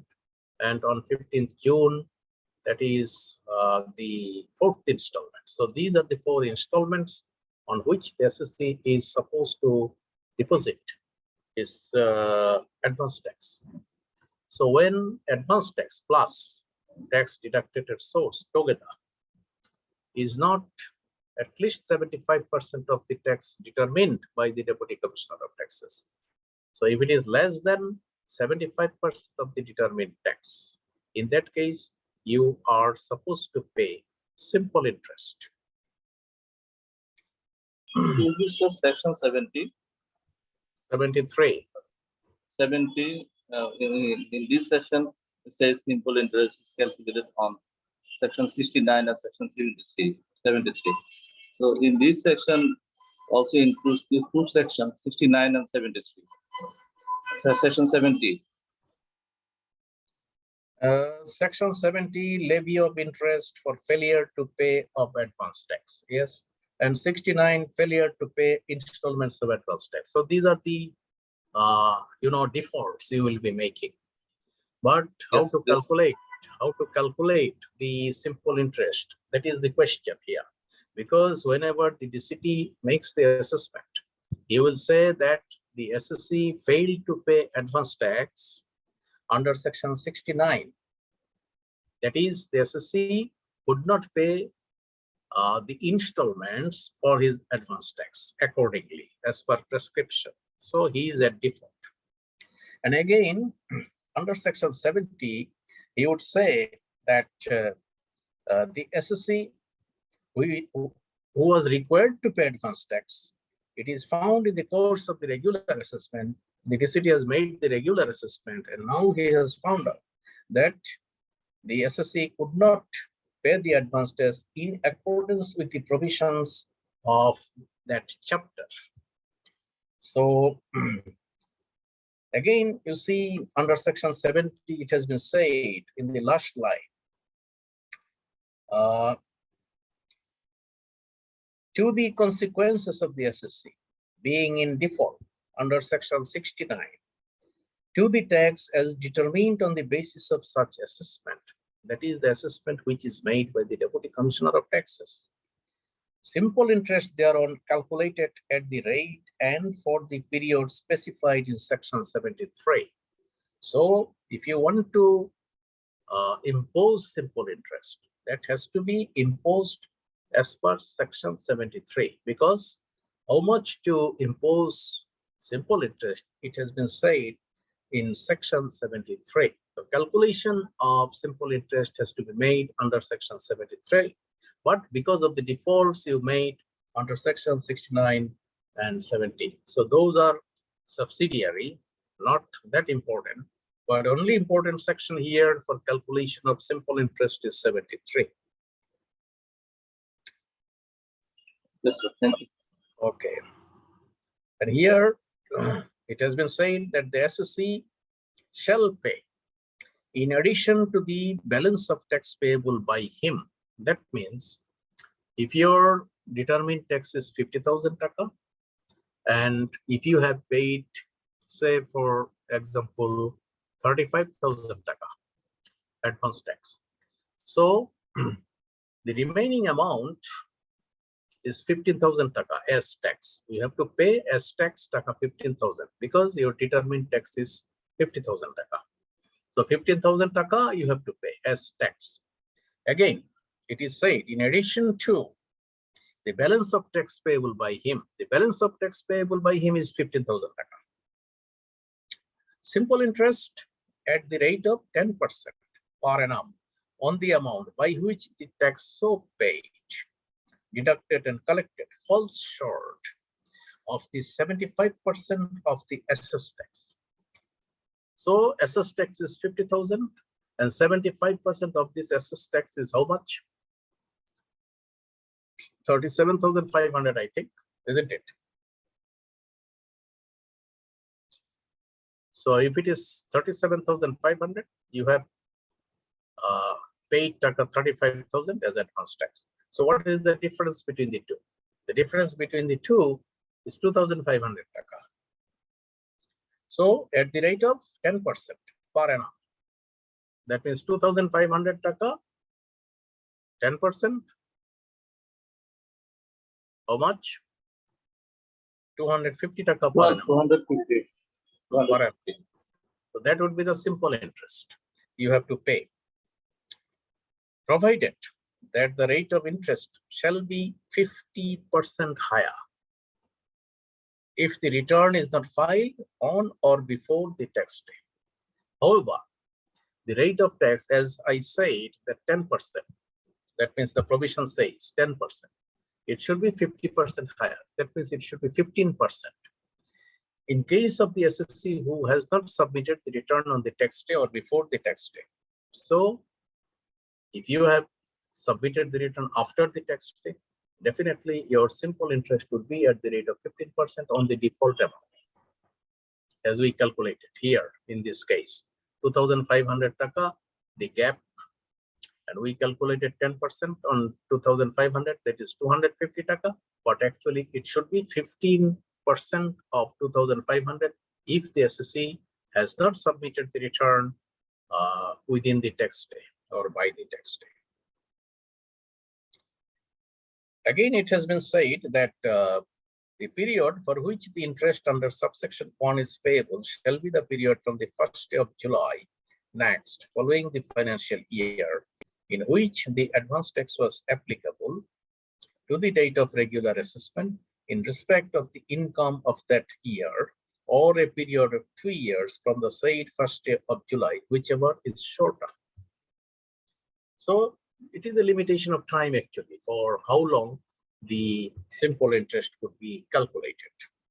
So July, from the 1st day of July, you have to, following the financial year, you have to calculate that the simple interest up to the date of the regular assessment. When regular assessment has been made by the Deputy Commissioner of Taxes, then you have to calculate the period for which you have to impose the simple interest. And it should be for a period of 2 years from the said 1st day of July, whichever is shorter. That means if your date of regular assessment is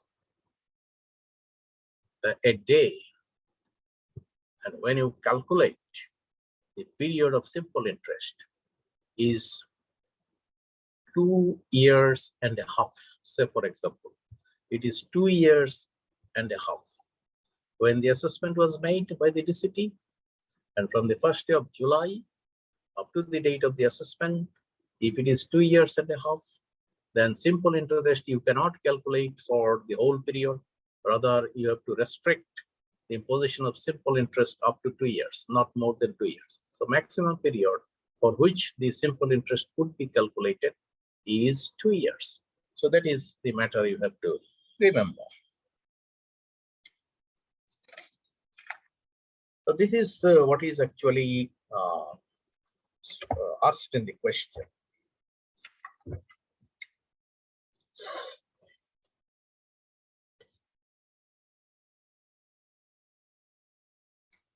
Okay, then let us come to question number 8.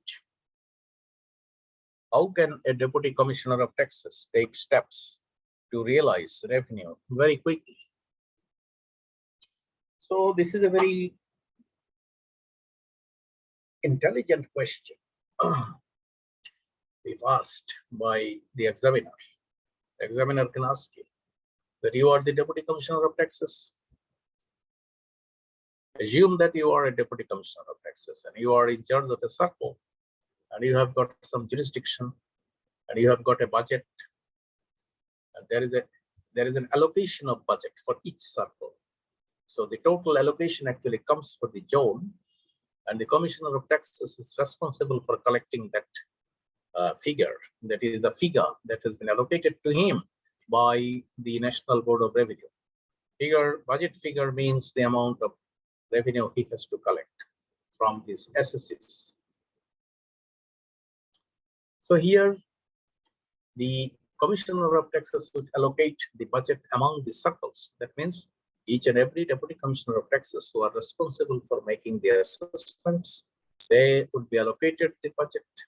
And in each circle, there is a special figure that the DCT has to realize. That means, let us suppose circle number 10.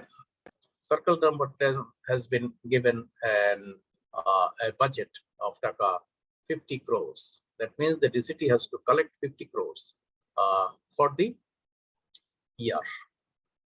That means relevant year for which the budget has been allocated. So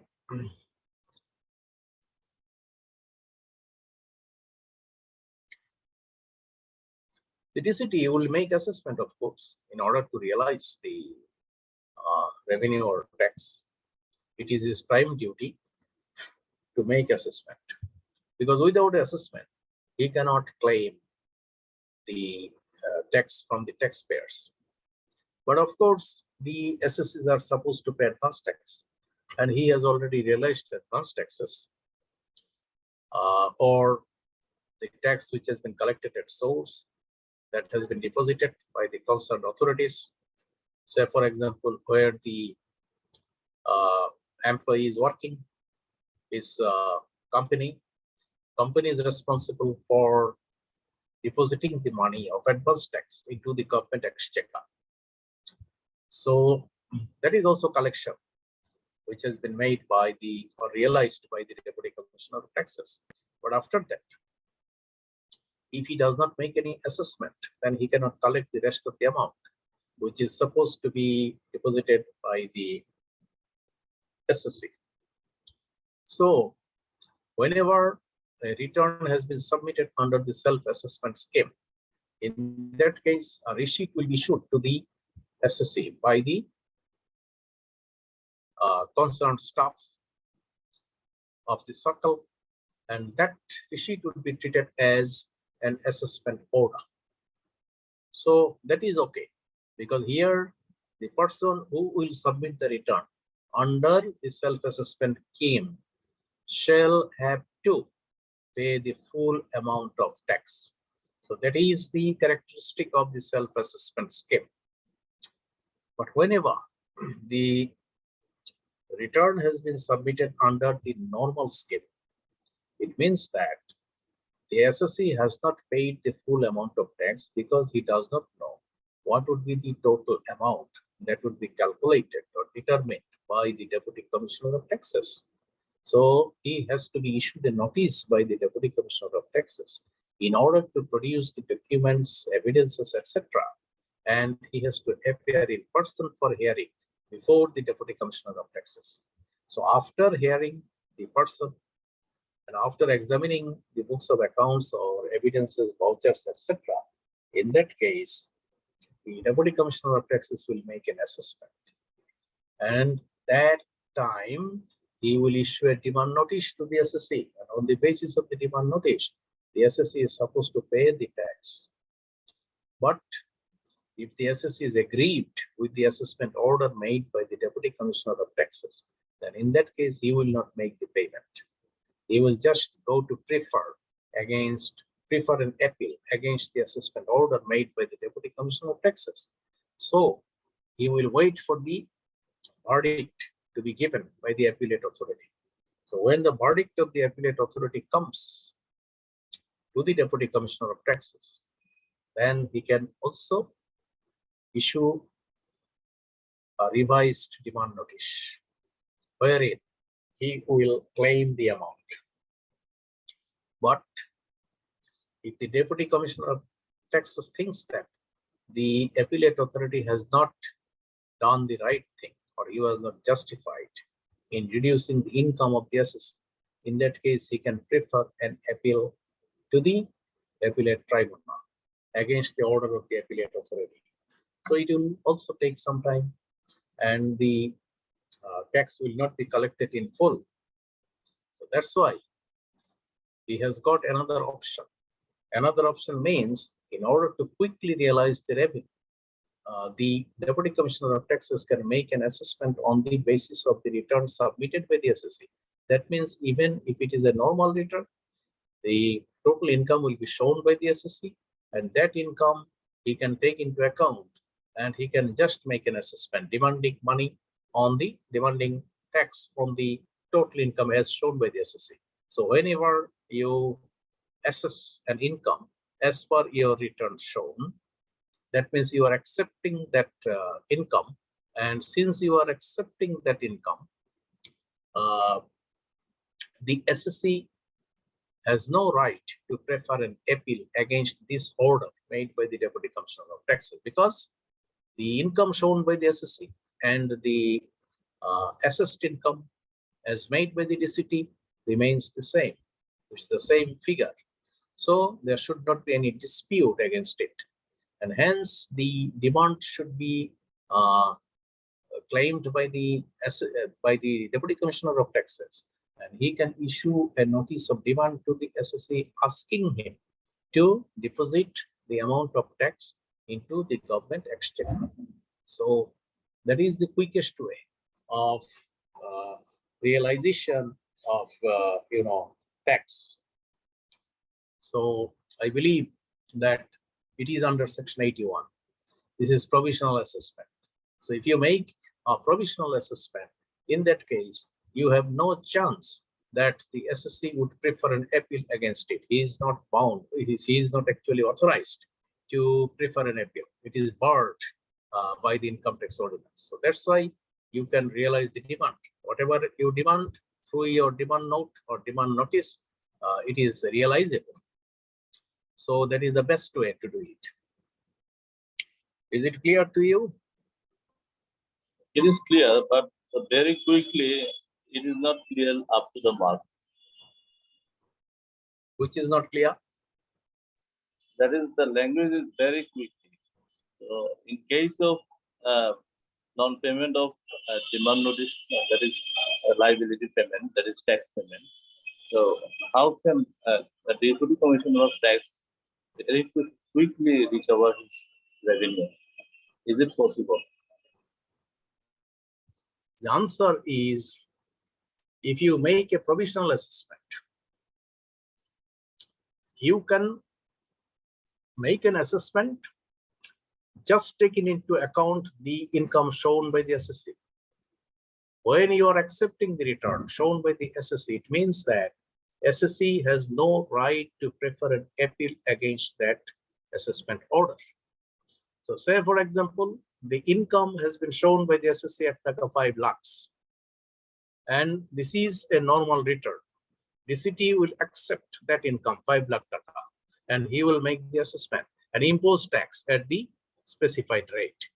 So if the rate, if the income, tax comes to 50,000 taka, he can demand 50,000 taka from the SSC. SSC cannot prefer against this order since he has shown that income. And this is provisional assessment, this is not final assessment. So whenever such a demand is made by the DCT, the SSC is bound to make the payment because there is no scope for him to prefer an appeal. But normal assessment would be made, final assessment would be made later on. So that might take some time because the Deputy Commissioner of Taxes has to issue notices under Section 79, 83(1), etc. So afterwards, he will make the final assessment. And when final assessment is made, there is a chance that the SSC will prefer an appeal against that. So against the demanded tax, there might be some disputes and it might take some time in order to realize that amount of money. But quickest way is that the assessment has to be made under Section 81, not under Section 83 or 84. So this is the question and this is the answer. So I had this one, but the question is realized revenue very quickly. The liability is imposed upon SSG. In case of SSG didn't pay his liability on timely, which section is imposable for this? Did SSG to realize this liability very quickly by the city? I am not very clear about your question because you have said the question. As a question is there, the provisional assessment. You say that there is no option to appeal against this final decision, but impose this tax liability upon SSG. But the SSG didn't comply this one on timely basis. Didn't pay this tax liability on time. In Okay. case of default of his SSC, how could the SDCT realize his liability very quickly? Is there any exception by that DCT can impose? Oh, that is different because whenever the SSC is given the demand notice asking for payment of the taxes as imposed by the Deputy Commissioner of Taxes on the basis of assessment made under Section 81, there is a date in the demand notice, and by that date, the SSC has to make the payment. If he does not make the payment, then of course there is a penalty to be imposed on him, or the Deputy Commissioner of Taxes sends it to the tax recovery officer.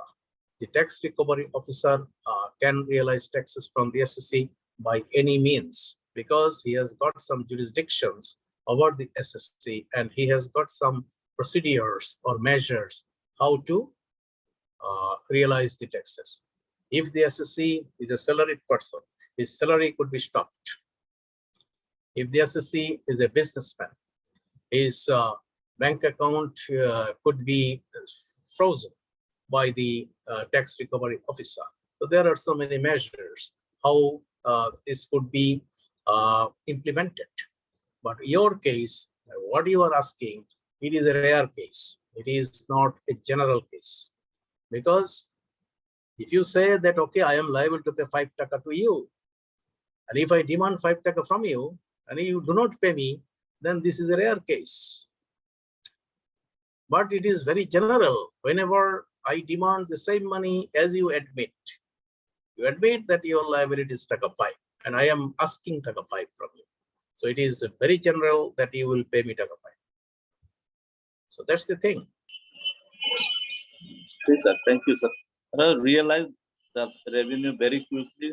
That is the question I asked him. That's why Yes. Realize very quickly, you have to compare this section with other sections. So you have to understand what I actually mean. Realizing revenue means, which is the quickest way to realize the revenue means, you can realize the revenue without any dispute. As I mentioned to you, that if you make the assessment under Section 83(2), there is a chance that it will linger. Linger means you are making the assessment, that means DCT is making the assessment. Afterwards, the SSC is not satisfied with that order. You will prefer an appeal to the appellate authority. Later on, when the appellate authority reduces the income, then DCT is not satisfied with that, then he will prefer an appeal against that order to the tribunal. So what happens? It takes a lot of time, 1 year, 2 years, etc., in order to realize the revenue. But whenever you are making the assessment under Section 81, then it is the quickest way compared to other sections under which you can make the assessment and realize the revenue. Am I clear? thank you, sir. Yes, sir. Yeah, you have to consider from that point.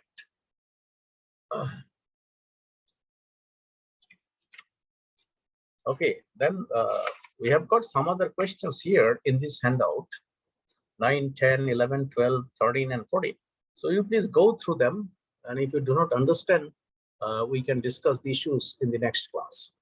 I believe that if you go through the income tax ordinance well, then you will be able to understand. And of course, this will be available everywhere in the textbook.